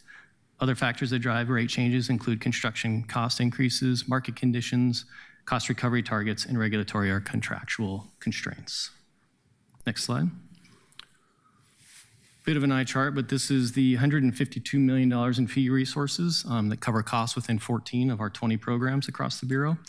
These fees support services like permitted uses of the right-of-way, such as block parties and street parking reservations, regulation of private for-hire vehicles and towing companies, street openings to access utilities, and the use of parking garages, and parking permits and meter charges, which support all transportation needs. Next slide, please. I know I'm flying through these a little, but come back for questions. This is a list of all the general transportation revenue fees. These are fees that can support any transportation-related need, and they include things like parking meter fees, parking permits, parking citations, temporary street use permits, and transportation network company fees. The table includes some examples of the expected increases for these fees over the 5-year forecast period based on current projected inflationary factors. These fees increases are necessary to maintain the current revenue forecast as presented to Council during the budget development process. And these are the fees that are tied into what we mostly call GTR, and when we're talking about our forecast, it's heavily reliant on these fees and then state highway funds. Next slide, please. So just as a point of comparison, this is the parking meter rate for downtown and how it compares to other cities. And you can see that we kind of land right in the middle of the pack compared to those cities. Next slide. And then finally, the proposed budget includes $3.1 million of fee revenue related to the creation of new fees for development-related work and eliminates the interagency with the Portland Permitting and Development that funded this work in previous years. There are 44 new fees ranging from $151 for an additional sidewalk or driveway inspection to $7,631 for a street lighting public works permit, just as a few examples. And this concludes our presentation of the PBOT fees, and I'll now pass it over to DCA Oliveira. Yep, he is here.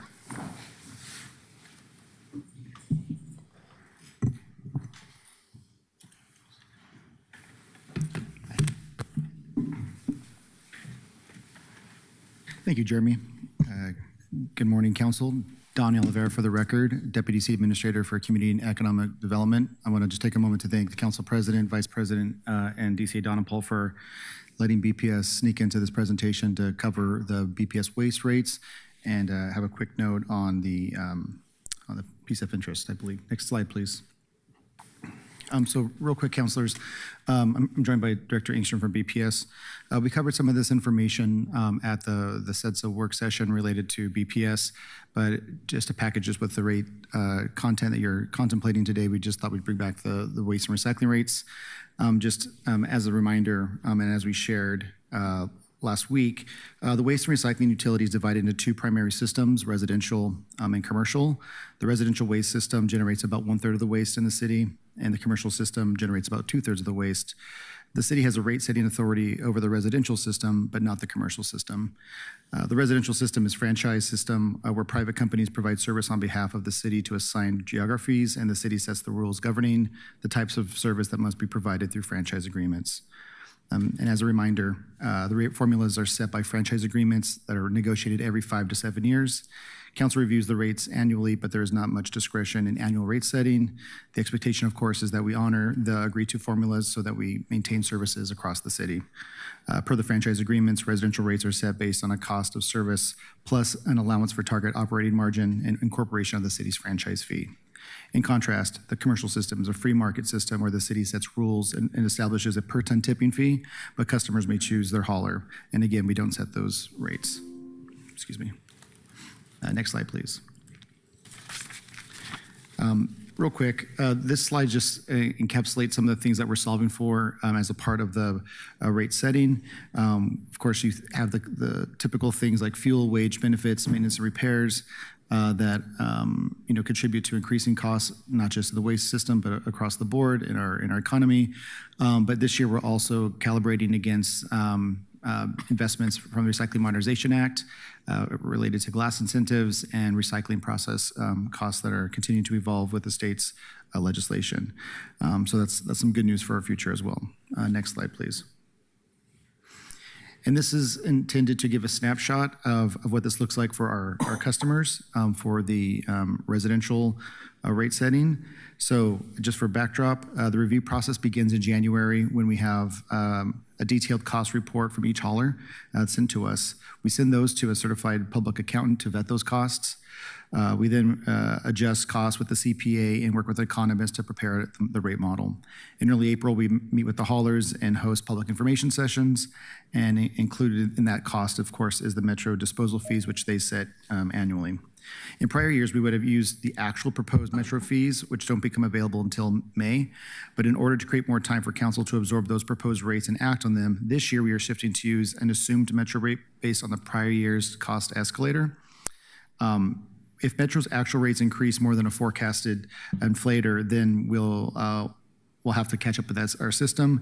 That appears to be the case this year as Metro is considering 10% increases for waste and organics disposal, which would continue the trend of disposal increases well above inflation. Because proposed rates include a modest increase this year, driving higher costs include wages, benefits, as I alluded to, we'll have to calibrate that. We are not proposing any increase to the commercial tonnage fee this year. And if you adjust our rates for inflation, waste rates overall have been flat over the past 2 decades, rising slightly less than the overall rate of inflation. That means your garbage bill today is similar to what it was in 2012, adjusted for inflation. Last thing, a reminder that in 2025, we implemented a financial assistance program for qualified homeowners. That comes with a discount of about $22 per month at the 35-gallon service level. Since launch in November, we have 900 customers enrolled.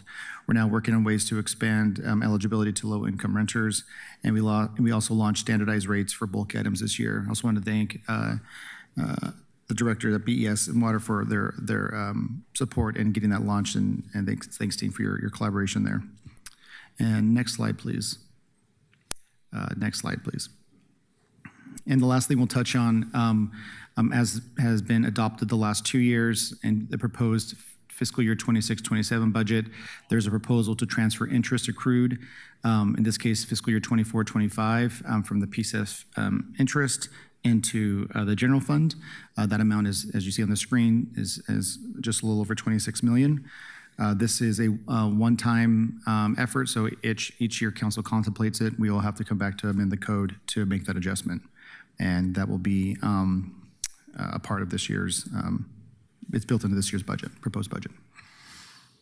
And that wraps for our content. Okay. Thank you all very much. Colleagues, it's 11 o'clock. It is time for a quick restroom break. I'd like everybody back here at 11:15. See you in a few minutes. Thanks, Rose.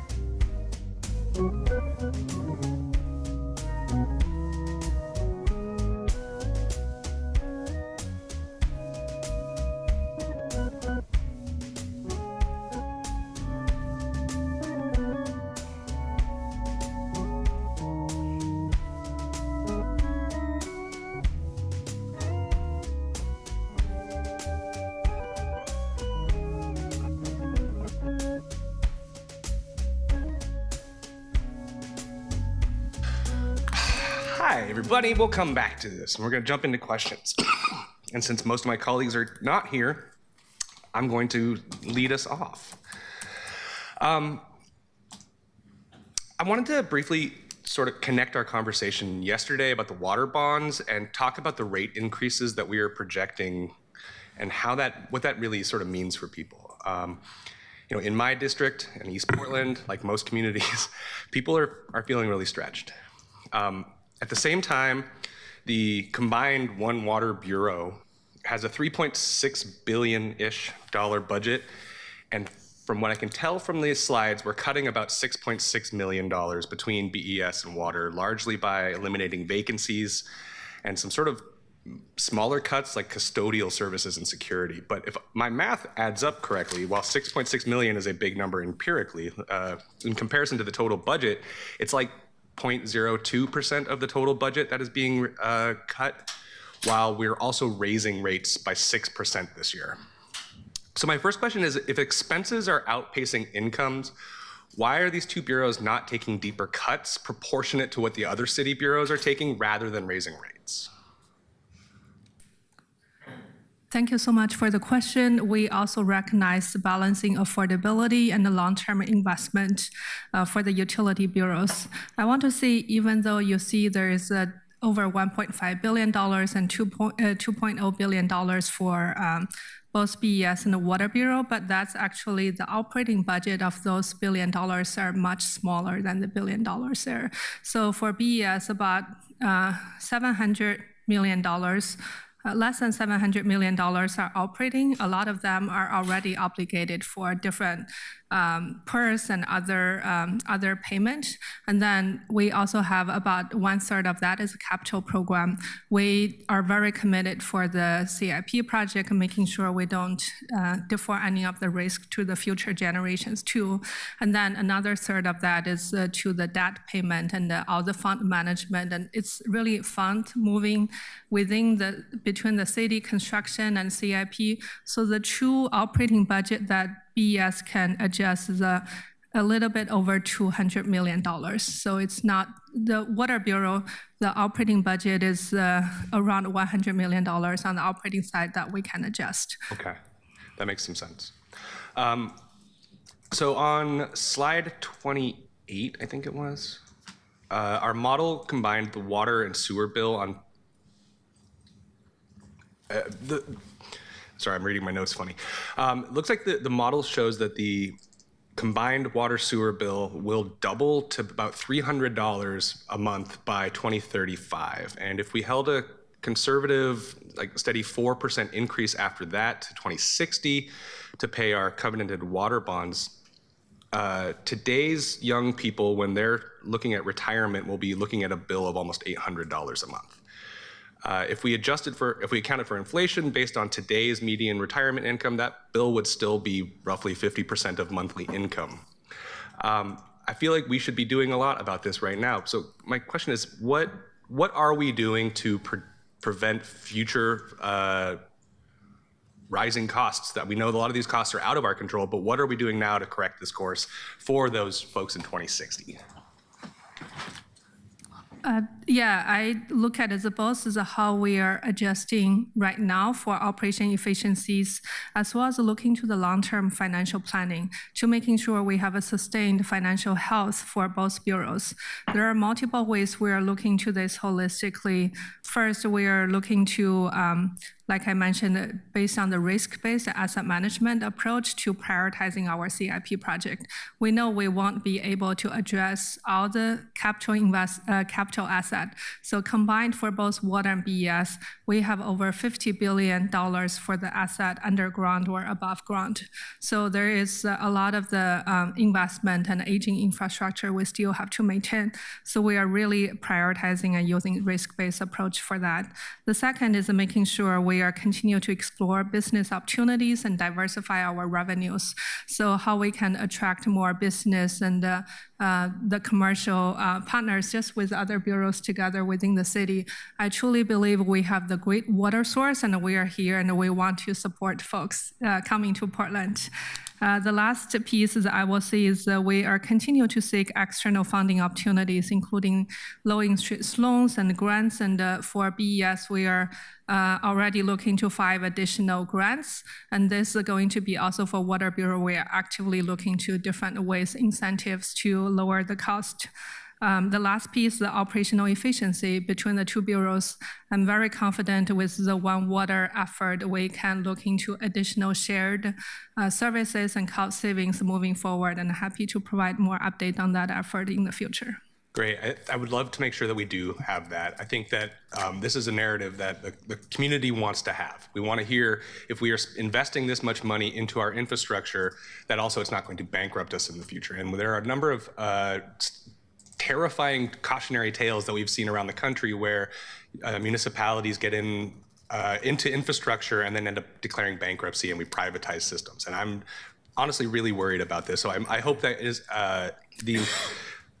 this great chapter of these bureaus is about the filtration plant and getting the two to combine. I hope that the next chapter is about affordability and that we look at every area that we can start cutting pennies and trying to make this system more efficient. So if, Councillor, if I may add, one additional thing that the Bureau is focusing on is rate design, and we look forward to working in the next couple of years and how we can streamline that as well. And that will play a huge role in affordability as well as how we can make it better for different customer classes. So that's something that's upcoming as well. Thank you very much. My time is up. I'm at 5 minutes. Councillor Koyama Lane. Thank you, Council President. I want to build off of where Council President just left off and where you were kind of starting to head. I know my office has been in discussions, starting to talk with your team about rate design and what it would look like to engage in a significant rate structure review process. This is something that Councillor Green and I know is at the top of our list and when we're talking about public works. And I do believe there's a strong need to undertake a comprehensive redesign of our rate system. I'd like to invite you, Director or DCA Donna Paul, or a combination of you both, to speak a little bit more about that effort and what you're thinking. I'm going to have Director Liu talk about the different strategies we are looking at rate design, and we are looking forward to partnering with you all on this too. And thanks to Councillor Green and you, Councillor Kremlin, as well on interest in rate design. Yeah, I think this is really building to the holistic rate strategy and how we want to make sure we have affordable, equitable rate for everyone. So right now, the Water Bureau, we have the rate is everyone have the base rate and things. So I think there's a different ways we can look into. Is really looking to what the outcomes we are looking for. So for some of the cities, they are looking for conservation, and then you want to incentivize people conserving the water. And and others are looking for economic development, and then you want to look into how do you build the policy and rate design to support the outcomes you are looking for. So we would love to getting the council's feedback, and before we get into this next stage, and making sure we are continue having that engagement with the council members and communities, and moving forward on this very important initiative. Thank you. Are there resources or funds ID'd to get this plan moving as soon as possible? And how soon could we be starting these conversations and this work? We have already started the conversation within the Bureau, so it's really getting these outcomes and the policy guidance first, and then we can already kind of starting to put some of the information and data on where we are, so we can follow up on that after the budget here. Great. And to specifically, we do have a budgeted amount in this fiscal year to account for rate study. So great. I look forward to exploring this more in the Public Works Committee. Thanks. Thank you, Councilor Cohen-Lane. Councilor Green. Thank you, Council President. Director Liu, you have a very difficult job, but I have the full confidence in you that you can do this job. I've been impressed by your leadership. You bring a level of industry standard, leading edge expertise to the table. And I just wanted to say that first, because we've had a lot of discussion coming out of my office in particular about calling the question on certain projects and rate proposals. So I don't want my skepticism to be construed as a lack of faith in the current leadership. I think you've made a great choice, DC Adana Paul. So my question, though, is to sort of speak to, I don't understand, though, on the rate slide, how we get from 9.8% in a 2031 rate proposal and then down to 6.2, because my understanding is that we have constant debt service that's going to happen through 2060 at like $168 million. And then also, I think the WAFIA loans start to be in repayment. So help me understand a little bit, and maybe, you know, if I see Mr. Vieri approaching. I don't really get how we get that drop, and so help me understand. Thanks. Yeah, thank you, Councilor, and apologies because I don't have a detailed set of numbers in front of me, but for the record, Jonas Beery, City Chief Financial Officer. As we kind of mentioned during the council session last night, there's a lot of dynamic things changing up and changing down, right? And so the Bureau's forecast considers all of those, right? The operational costs, and a big piece of that is the debt service costs. Because we have, in the context of this slide that I think is still up on the screen, because of the capital investment happening right now in the project, we're sort of adding debt, right? As we're doing additional issues over the next few years to meet the obligation, that debt service is increasing over time. And then you get to, I think in this slide, around 2930, we stop those increases in debt service and it levels out.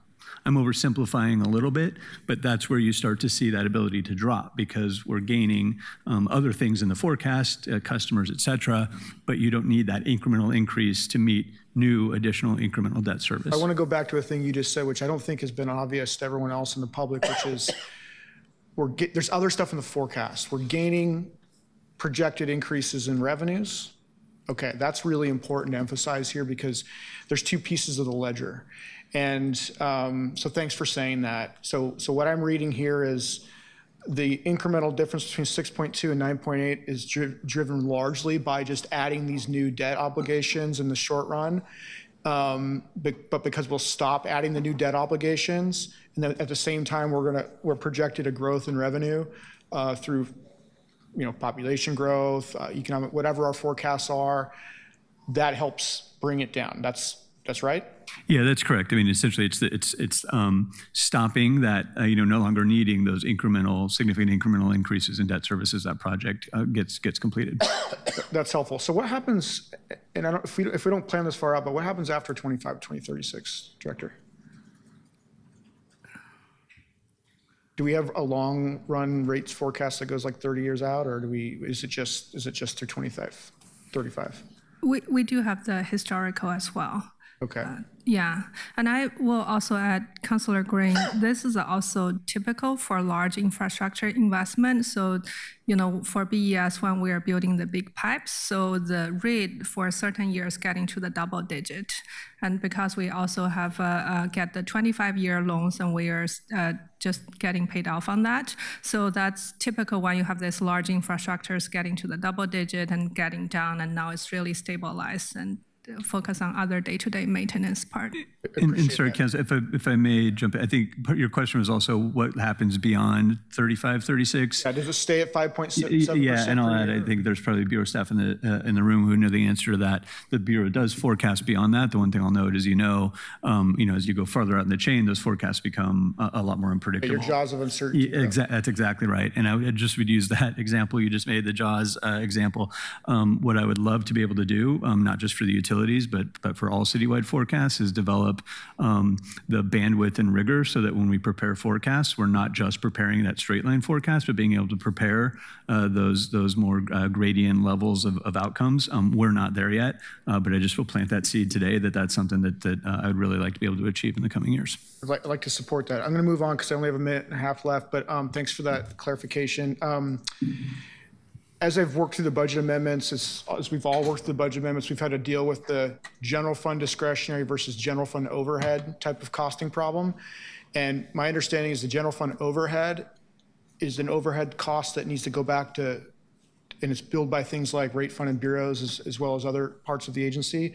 And so this might be too complicated of a question for the time I have, but how much of the management or the staff outside of the bureaus are being funded by rates through this overhead model? And I can take an answer in writing later, but I'm starting to kind of see that a little bit as I'm looking through this, and I see Director Levine getting Nancy back there as well. So that's a question that I think we do need to get a handle on at this council. Thanks. Yeah, for the record, Ruth Levine, Budget Director, just real quick, and then we can get you the exact numbers. It fluctuates based on the fiscal year and how big each of the respective bureaus is, but water, sewer, and transportation are each roughly 10 to 13% of the sort of, if you think about the revenue paying for those overhead costs in the city. Depends on the year and the specific bureau. We can get you those. So that's the percentage of the overhead cost pool that is paid by each of those bureaus. Thank you. I think I just want to flag one of the things I'm concerned about, and it's not just about the bureau, the rate funded bureau model contributing to the overhead, but when we grow our city and the billable parts that are overhead of our city, we start to put a cost on our rate funded bureaus, as well as, when we grow our costs in the internal services fund model, it's this indirect way of also putting costs on the general fund. And that gives me a lot of anxiety. And I hope that as we develop these budgets going forward, we start to really make that very clear earlier on. And we think about what we can do to ring fence a little bit the impact, particularly to ratepayers, because I think at some point you get outside of what's an allowable rate cost of service thing. And so I'm not asking for an answer right now, but it's something I've noticed when we've gotten into this. I'm starting to get a little worried about it. Thanks. I think I'm out of time. You are. Yeah. Thank you, Councilor Green. Councilor Pertolini. Thanks, Council President. I'm going to stick with the water and BES questions here. Some of my colleagues have asked questions about those increases, and I want to note that on that graph that was just up, CFO Bieri, you used language about things coming down. What we're talking about is the rate of increase coming down, but we still have increases through those out years. When we're finished paying off the bonds, rates don't come down. They just go up less every year under these projections. And so I'm wondering, Director Liu, if you can help us understand what service would look like if we asked you not for this year, not for this budget, but it's budget season, so we get to talk about this. What would it take to not have rates increasing at the doubling rate that they are? To not see 9.5 or 9.8 on top of 9.8 on top of 9.8, and then that dropping to between 4 and 6% a year, but to, I don't know, maybe cut by 25% that rate of increase. What would that mean in terms of changes in service level, changes in customer service, changes in where would you go if we said that it was a priority of council to not have rates increase at that rate? Thank you so much for the question. I want to recognize this is where we are looking for the long-term financial strategy here. Like I mentioned earlier, so one is really growing our customer base, rate base for both the utility bureaus and for the Portland city as a whole. I think we have a great infrastructure. We have a great city. I'm very confident for the future. People coming here and the business and commercial partners, that will really help spread the rates in the future. At the same time, I also want to say it's a trade-off. It's a risk-based approach. And this is something we would love to also provide more information from an asset management perspective to getting council's the policy decisions too, because some of our infrastructure is 50 to 100 years old. So we are looking to a risk-based approach and understanding the condition and what is the most likely to fail for this infrastructure. And then we're going to do that investment first. So that's really help us to be more prioritizing based on risk model and minimizing the customer impact. And then there is a trade-off and risk on that. Anything that if we don't address, there is emergency repair, that's always expensive just because you have to pay that right away, and it really doesn't support your infrastructure overall. So it is a trade-off discussion and how we are growing our customer base together. But I'm very hopeful how we are getting more consistent and projecting our rates and getting better in the future. And Councilor, I would like to add to that as well. What you see in most cities when they go through this type of conversation or have this type of conversation, this is when you start getting to the situation of deferred maintenance and just putting off things that you had routinely scheduled for now to a later date. And that number just starts to grow over time. That number does not go away. It just starts to increase. I appreciate that. And I think there's maybe a broader conversation that I'm not on the committee, but Vice President Clark, maybe your committee could have on council's behalf before next budget season. Because if the answer truly is the only things we can cut are maintenance costs or service costs, then I think we need to have that honest conversation with Portlanders and be really clear about the fact that rates are going up. We are in line with comparable cities. And if we don't do this, we'll pay later. And if there are places where we could provide service differently, really do the hard work to make sure we're identifying those. We only talk about rates in the middle of budget season for the most part, when it's kind of a yes, no, as opposed to these longer conversations. And I'm very uncomfortable hearing that our only solution right now is to shift who pays how much, which I don't think always actually works out well for consumers, or to assume that growth will take care of this for us by spreading the ratepayer base, which I assume Portland will grow, but the extent we would need to grow to do that makes me a bit nervous. So I hope that we can have some broader conversations with the Bureau and the service area, either about whether there's anything else we can do to provide relief for Portlanders, or about how we have that honest conversation with Portlanders in a more substantive way outside of the budget cycle in the future. Thank Council you. President, can I just respond to that? Absolutely. I appreciate that, Councilwoman Perlegeni. We have already talked about rate restructuring, that's on our agenda. But in September, we're scheduled to receive the asset management report, which will give us an idea of where we're behind as well. And that might also be an opportunity to kick off this conversation, but I really appreciate your input. Thank you, Vice President. And as you know, I'm a big supporter of that asset management work. And maybe that's a place where we can not necessarily lower costs, but pay for things in a different way so that that rate structure isn't quite as impacted. Right on. Thank you. Thanks, Council President. Thank you. Councilor Smith. Thank you so much. I just want to piggyback on what Councilor Pertolini was talking about. I think a more appropriate place would be at the Committee of the Whole in the Finance section, because we're talking about money. And those are the things that we need to talk about, not just in our specific public Public Works Committee. And I'll talk to Councilor Canal about that. The only question, thank you all for the thank you for the presentation. I appreciate it. It's tough when you have to talk about ratepayers and that they have to pay increased costs. It's just, you know, one of those things that you hate to really talk about. But I want to go back to the budget. In your service area, DCA Priya, what is the projected ending balance for the Water Bureau, Parks, and Transportation?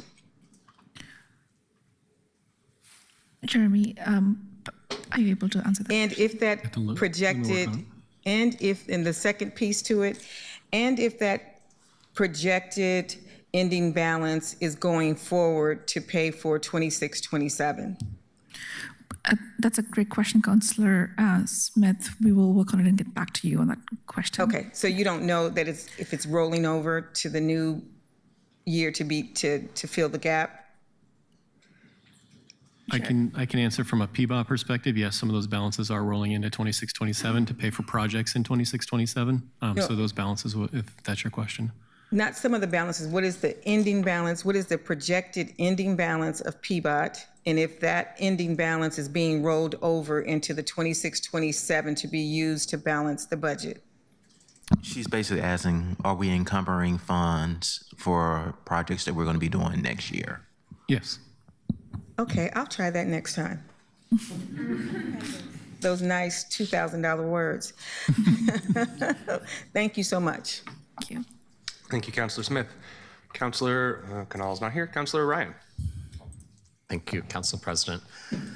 It's good to see you all, especially the two that were here late last night, DCA Diapol and Director Liu. I thought that was a really good conversation. It was necessary. We had dialogue as opposed to just us giving speeches and hoping that you will justify what we just said. I thought there was a lot of listening to understand what the heck's going on, because it is a really big project. I really enjoyed Councilor Zimmerman's use of language about the fact that basically I was asking questions that, you know, can we really pivot to do something different? Because there has been new people at the table now joining opposition that were never around before, so it's become more political. And I thought you handled all of the questions really well. We don't want a big hole to nowhere, and we don't want Trump water, if I could summarize. I thought that was really great language last night, so thank you. That said, it reminds me, as a taxpayer, as a ratepayer, the big pipe it was hard. I remember getting those bills from BES. I didn't realize there were two bureaus at the time. Before I go any further, this feels more like One Water than any other presentation. So was that by design? Yes, we have a joint utility director now overseeing both bureaus, and we are looking at both bureaus together. Director Liu is overseeing the One Water? Yes. Okay, congratulations. Yeah, so I got a little distracted because of that, but I just want to acknowledge that's a milestone moment. I think when the rates did go down, I recall that. But I also think that when you're visually showing that, it might be good to use that as Exhibit A on what happened with our bills during Big Pipe. Was that in the late aughts that went up? And anyway, that visual could help. I think one of the challenges with a group of employees that are engineers God love you, engineers, you're smarter than I'll ever be, but you're not the best, not the best communicators on making information digestible. So work with some really smart comms people to help you make it digestible, and visuals help. And we need to see, I think we don't tell the story very well. So that's why I'm trying to help you with, you have an example of Exhibit A with what happened with the big pipe. So that was just offering some suggestions. Because sometimes when I read your information, I get becoming more familiar, but I keep thinking how important it is to make it so it is digestible to your average taxpayer in Portlander. Does that make sense? Yeah, Yes, thanks. Councilor, thank you. Yeah, there, you're welcome. Big picture, because most of my questions have been asked. Thank you, colleagues. I know you're listening. So I hope that you also can explain this. Of all of the work areas, I think with public service, we experienced some of this as well. The transition to how we're organizing the city with DCAs is taking some dramatic pivots right now. And so a lot of your movement seems to be, from what I can see, from bureaus into the DCA world. And so I'm going to bring in City Administrator Lee as well.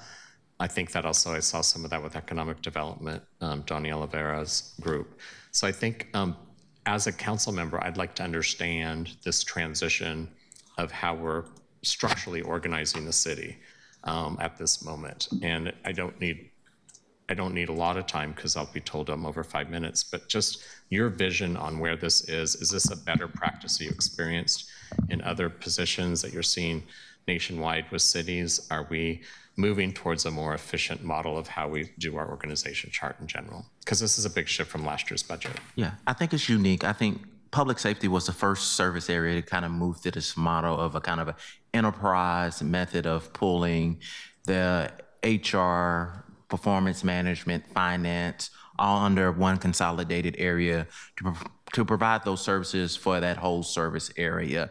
Public safety, a large service area. Public Works is the largest service area that we have that is looking to do the same. I think historically through the city, they've seen some success through that model and really trying to establish that in another service area.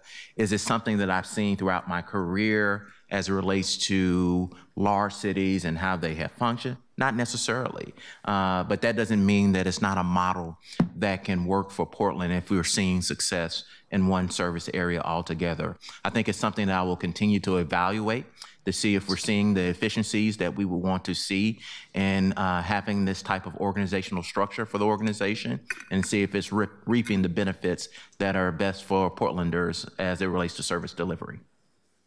Okay, and I think that helped me understand that this is fluid. It is. It's always fluid as we look at this. And we're always looking at how do we do business better as an organization, how we can be more efficient and effective and economical in the services we provide. And it's never black and white and easy to understand, but in some worlds you think it's a pyramid with, and so what I'm seeing with this is that it goes down into positions that could be very close to the ground within the DC office. And I think for counselors, it's important for us to try to understand the evolution of this change to the org chart. Most definitely. And I think that it needs to be a current conversation that we have throughout this year, because I imagine now that you'll be here more than a half hour, but you'll have more of a year under your belt, you'll have a chance to work with the DCAs to keep refining this as we go into the next budget year. Most definitely. And I think that's where we'll also see opportunities in our restructuring to look at some of that pruning and efficiency that we've been trying to get at. Correct. Okay, so thank you for your visuals made it more clear to me that that shift was taking place. But I'm going to be curious as time goes on to understand if we're delivering better services, because that's what people complain about. They complain about two things all the time. Everyone up here knows that. They're spending more money to live here, and they can't understand why the services aren't as good as they used to be when they paid less money. That's it. And so we're trying to get an organization chart that will allow us to provide better service. Thanks. Thank you, Councilor Ryan. Councilor Novick. Thank you, Mr. President. Oh, sorry. Thank you, Mr. President. On the filtration plant, one thing I wanted to say is that to me, and I suspect to a lot of other people, the argument that, well, this is legally required isn't very compelling, because frankly, my response is, okay, let them go ahead and sue us. The penalties we pay won't be anywhere near as costly as building this filtration plant. The argument that I do find compelling is if there's a wildfire or an earthquake, the water will be contaminated and people will get sick. And I'm wondering, do you have access to a public health expert who can explain that to us and to other people? What would happen health-wise if the water is contaminated? Yeah, we can definitely follow up on the public health. We have worked with the Manama County, the public health, and then they have been seeing the benefit of filtration. So we can follow up on that. I really think that, I wish I'd thought about this a few weeks ago, but I think it would have really benefited if in these discussions we'd had the public health person here to say that. The other question is, I think I want to find out how long can we use, I think you might have said, Director Liu, yesterday that we can rely on the groundwater backup supply for up to 180 days? Or I might have heard the number wrong. That's what I heard.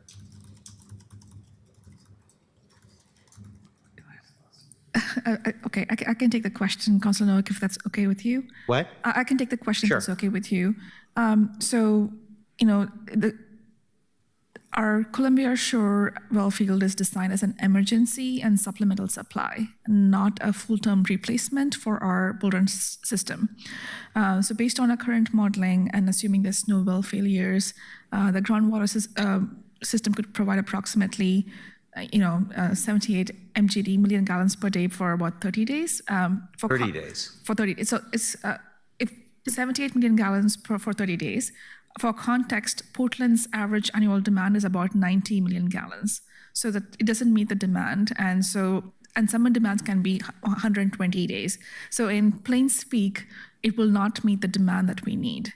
And the 30 days is where we are at right now. Okay, that's very helpful, because if it was 180 days, and I think people would think, well, by then all of the stuff will have settled anyway and you can just restart the old system, but 30 days does not sound like very much. And then if Bull Run was unavailable during the summer season, during peak hot weather season, the city will likely have to implement like curtailment measures in less than 1 month to reduce the demand and preserve so we can preserve groundwater supply. So that's the estimate that we can provide. I think that in the aftermath of an earthquake, people would be okay with some water rationing, but if it's going to run out in 30 days, then that's a problem. I also wanted to note, I mean, we're all concerned about the financial impact on people, and it's huge. This is not really going to be very helpful, but I mean, I should note that the city of Ashland in 1993 adopted a 5% tax on restaurant meals that they use largely to offset the utilities costs. And I actually polled on a 5% restaurant tax in like 2015 and for something else, and it was disastrous. I mean, I think that's the kind of option that we might at some point want to consider. I also had a couple of more specific questions about the presentation. I was curious about the cut to the staff person the cut to non-regulatorily required water sampling. And I just want to know what kind of sampling is that, and is cutting that going to make the water less safe even if we're still meeting regulatory requirements? For the non-regulatory sampling, we do definitely, this is going to be in full compliance.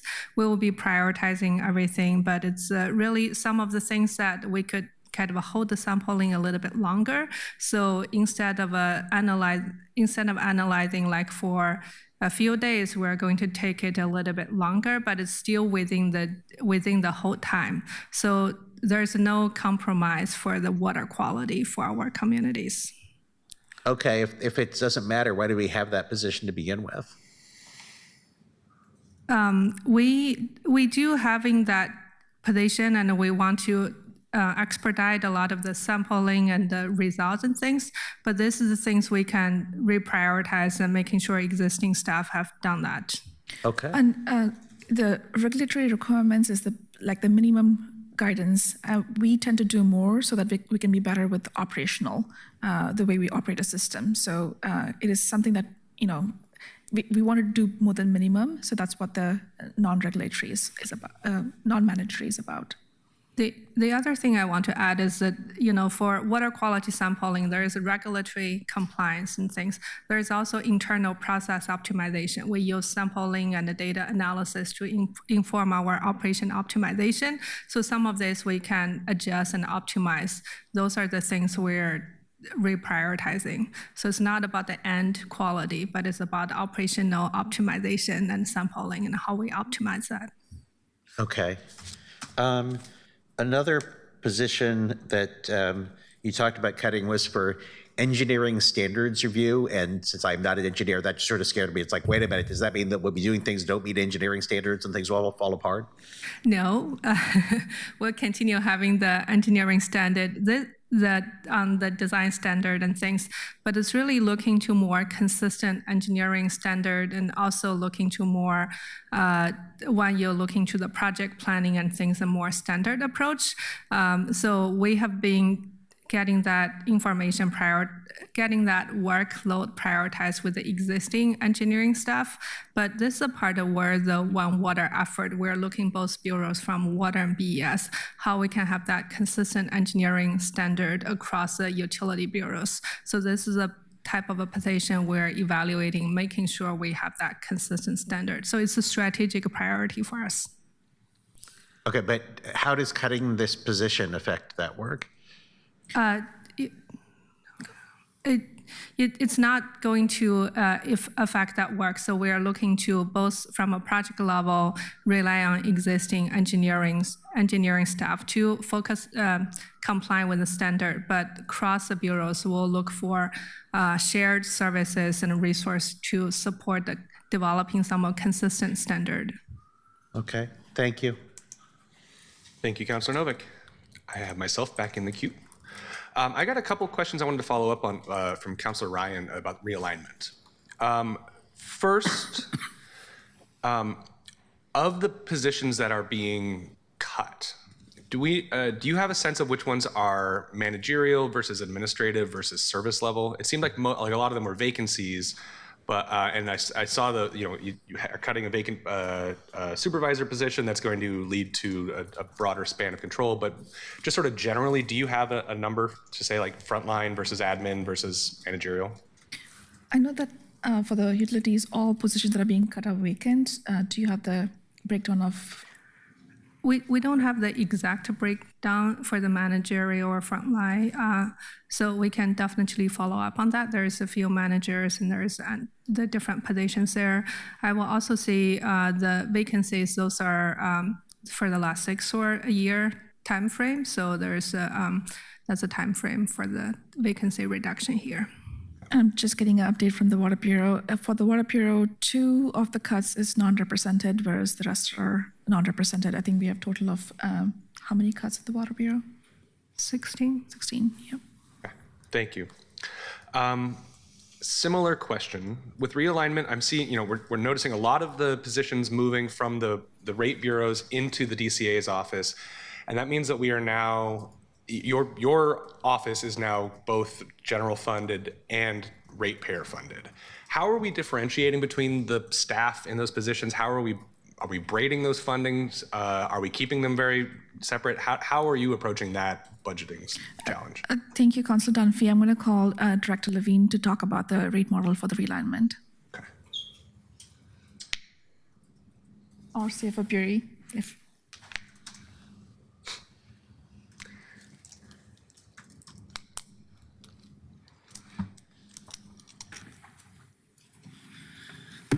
My apologies, Councilor. Would you kindly repeat the question? Yeah, well, in the DCA's office, she's now going to have ratepayer funded positions and general fund funded positions. How are we braiding those funds into one FTE? Are we keeping them totally separate? How are we maintaining faith with the no, it's a great question, and I do know there was a question earlier about sort of management of the concern about the ratepayer funds, and so we are very, very mindful of monitoring and managing that. Ruth can probably follow up separately for the sort of the technically accurate answer, but I'll sort of say generally, there will be multiple years of sort of transitioning to this different model, right? And so we have both the flow through of general fund overhead, right? We kind of generally know how that works. And then within the DCA's office, be carefully monitoring to make sure that we're allocating those appropriately within the service area and making sure that that's tying back to a supportable nexus to the work that's being done. As we realign the work citywide, we know that there are lots of things that we do that we typically did and thought of very vertically, right? That this service only serves this bureau, when in fact, much of those services reach across the organization. And we weren't able to sort of track and see that in the prior iteration. So we'll do that work. The last thing I'll say is, as we implement that this year, we'll also be continuing to look and say, where is it not quite right? And where do we refine that in future year budget adjustments? Okay, great. I'm glad I asked. Moving to, I have a specific question about the transportation development review fees. Slide 42, I believe. One of my main priorities in my time in office has been supporting the streamlining efforts that we are doing to drive more development activity and to right-size cost recovery without simply relying on fee increases. That is the focus of CAP 2. So I'd like to better understand how we're estimating the revenue impacts here and what the net effect of the changes to the transportation development review fees will actually look like for permitters, for people who are applying for permits. Do we have, how are things going to be different? So at a highest level, there will be new fees coming from transportation within the fee schedule that those developers will have to pay. Those revenues were coming from existing fees in PP&D, but those existing fees in PP&D are not cost recovery. They are not enough to provide the program. So there was basically two choices to be made. You either increase those fees in PP&D and continue to transfer funds to PBOT, or you just make up that difference by creating those kind of similar fees in PBOT to collect those revenues. And so we chose the latter. Gotcha. Can we talk, I'm going to talk about that actually specifically. The interagency agreement with PP&D and the historic relationship, and then I guess how this is sort of moving forward. I understand that the IGA between PBOT and PP&D is no longer in place, or no longer going to be in place.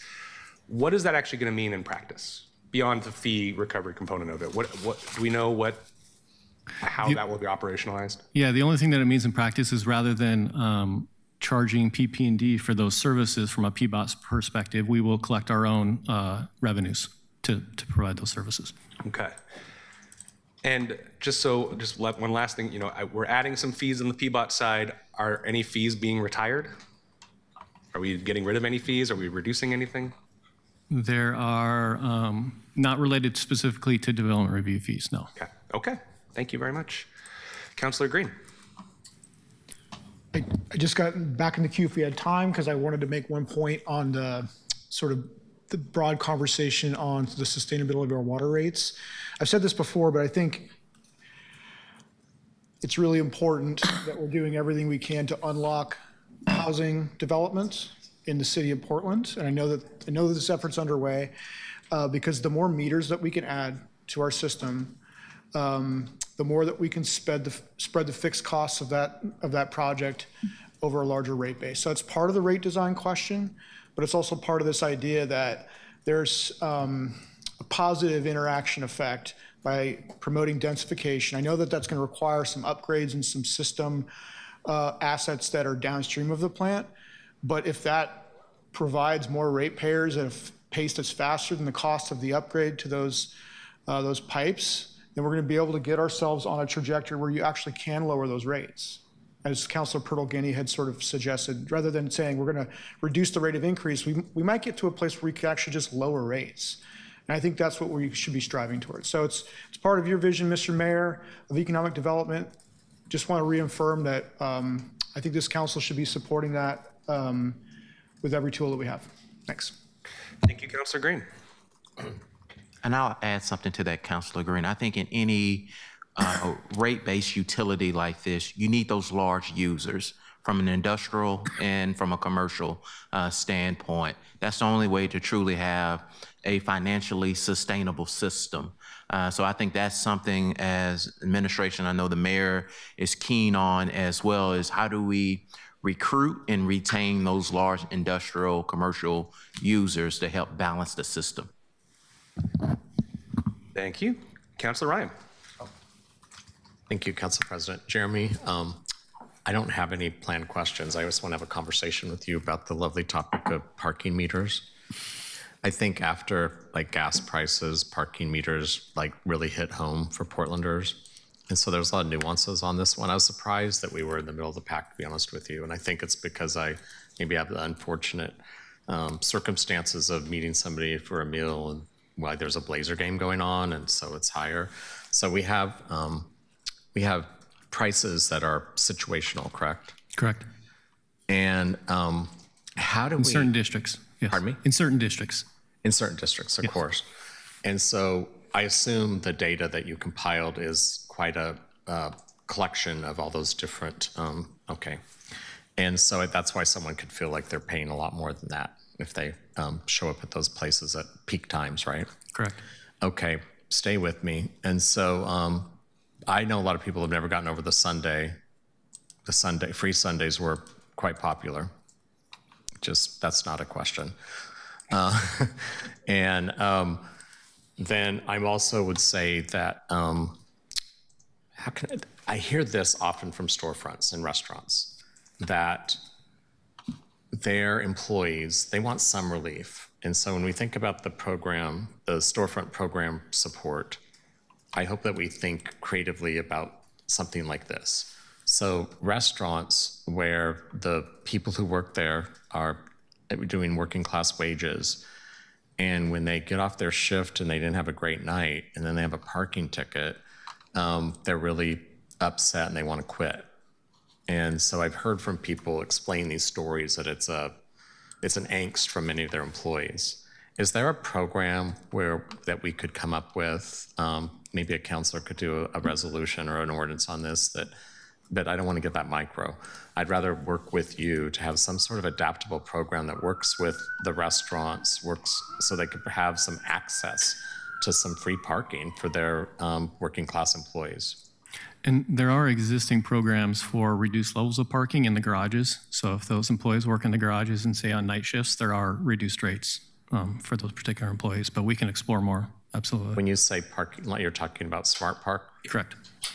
Because we have jurisdiction over that. Correct. Okay. I knew that, but that was one of those rhetorical questions. So how do I get back to some folks that would like to tap into that program, not where there aren't big parking lots, where they're in, like say the Pearl that doesn't have as many parking lots, or they're in the Lloyd area that don't have those, and no one could park in those empty parking lots at Lloyd Center for some reason. So how do I work with PBOT to try to provide some relief to the storefronts who are suffering and their employees who are angry about parking fees? Yeah, happy to work with you. We actually have Erica in the room, and that's who you'd be working with. She's in the back over here, but she'd be happy to reach out to your office. Oh, yeah. Thank you, Erica. Hi, Erica. Erica just stood up. Thank you, Erica. Staff, just remind me that we're gonna have a meeting with, do you want to be in that meeting? Okay. Absolutely, yeah. All right. Okay, it's really just, I think we have to have some parking meter solutions and adaptability across the city on that. How do we study though if it's working? So what's the impact of the rate increases, and if it's in fact hurt the businesses, so that might therefore we might have another business go out and we have another for lease sign up. So how can we look at the trade-off of that data? Like, are we bringing in more money because of the parking fee? Are we bringing in less money because the parking fee might be hurting businesses, and then we have less business taxes from them? I would say that the revenue from the fee increases is bringing in more money because of the fee increases themselves. There are usually with any fee increase slight downticks in the number of transactions of people utilizing parking, but usually the fee increases are more than covering those particular downward trends in transactions. As far as hurting businesses in turnover, that's a question I actually don't know the answer to. I would say businesses typically like turnover, so they want to make sure that those parking rates are at a rate high enough to make sure that people aren't parking there all day in front of their business, because they do. No, they like the 15-minute ones. Yeah, especially in the neighborhood business, the Main Street areas. Okay, I think we haven't figured out what that economic analysis is on when it hurts businesses and that hurts us because then we have less revenue coming from them, or if we just get more from the fee. And so I keep trying to figure that out. That's what I'm doing with you in real time without any prepared questions. So that's the kind of conversation. I do think one that would allow us to provide a win is that some of these, we've had a lot of restaurants close, and some of the issues is that they can't keep staff, and it's really become rough for them. So I think anything we can do to provide some help for them, that would be something I look forward to working with you on. And Mayor, maybe in the storefront support program, we could look, as this is one of the ideas. So the point, is it Ann Hill or who's the point? Okay, all right, Victor's the point, and Ann. Those people, that's who I talked to about this. All right, thank you. Thank you, Councilor Ryan. Councilor Smith.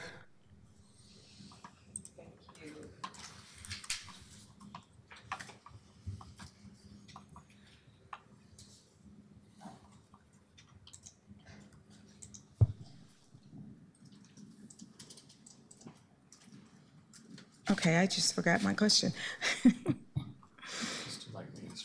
Right. And I think I actually asked the question. Thank you.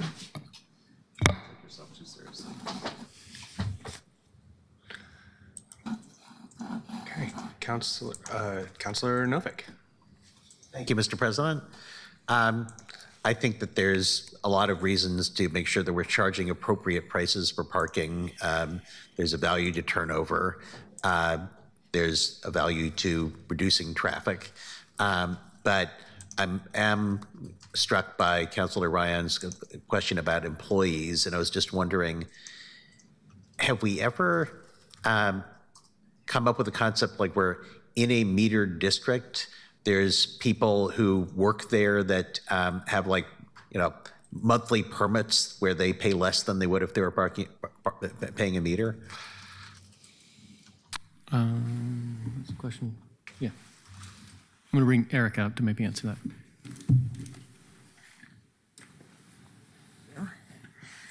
Hello, councilors. I'm sorry, Commissioner Novick, or Councilor Novick, I apologize. Can you repeat that question for me, please? This is an incredibly vague question, but in the parking context, have we ever come up with a special employee permit where they would pay less than people than they otherwise would on the street or in another context, or like in one of our garages, where if an employee works in a particular place, there's some sort of discount for them?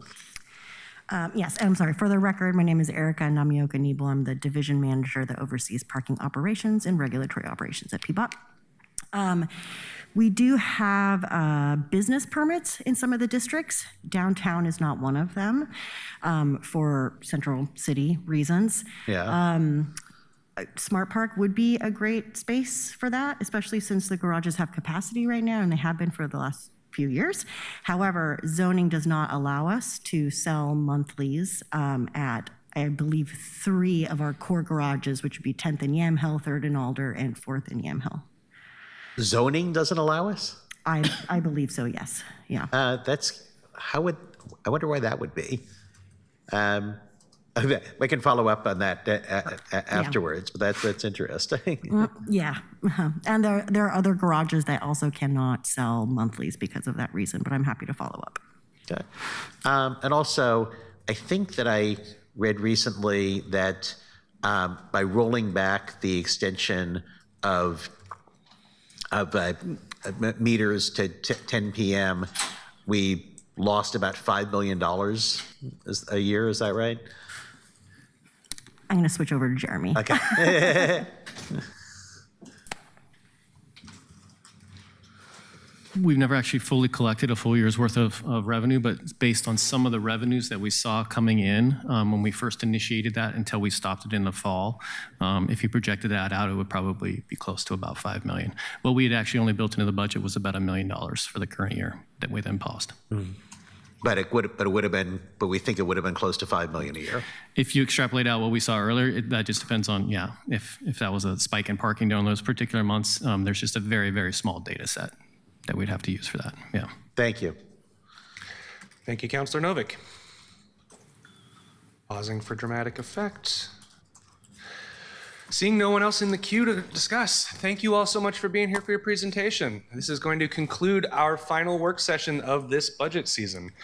Colleagues, and for the folks watching at home, just so we know what next steps are with the budget, on Monday, this coming Monday, we will be hearing all public testimony for the budget, both for the city's budget and for the Prosper Portland budget. That will be happening starting at the day in this chamber, so everyone plan to get comfy. Tuesday, we will be hearing the City of Portland budget and the Prosper Portland budget, and then on Wednesday, we will be hearing our rates and our utility ordinances, followed by final work on our amendments. Councilor Ryan, last word for you. Oh, sure. I just want to thank CA Lee and all of the DCAs and bureau directors that have shown up for these budget sessions, work sessions. I think these are the most important sessions we have because this is our chance to ask questions, understand how to run a city. And when we jump too quickly into policy without having the context of what's really going on and how we operate a city, I don't think we're behaving in a way that will move our city forward. So I just know this has taken up a lot of time, but please know it's so helpful to the public and to those of us that represent the public. And I think that we should always lean in to such sessions each year. I actually think we could have them earlier and we could be in a more relaxed environment where we're doing dialogue. This isn't about gotchas, it's to understand how to run the city. And I really appreciate the openness that's occurred as these have taken place. Thank you. Yeah, thank you, Councilor Ryan. Thank you all for your patience. Thank you all for your participation. And with that, we are adjourned.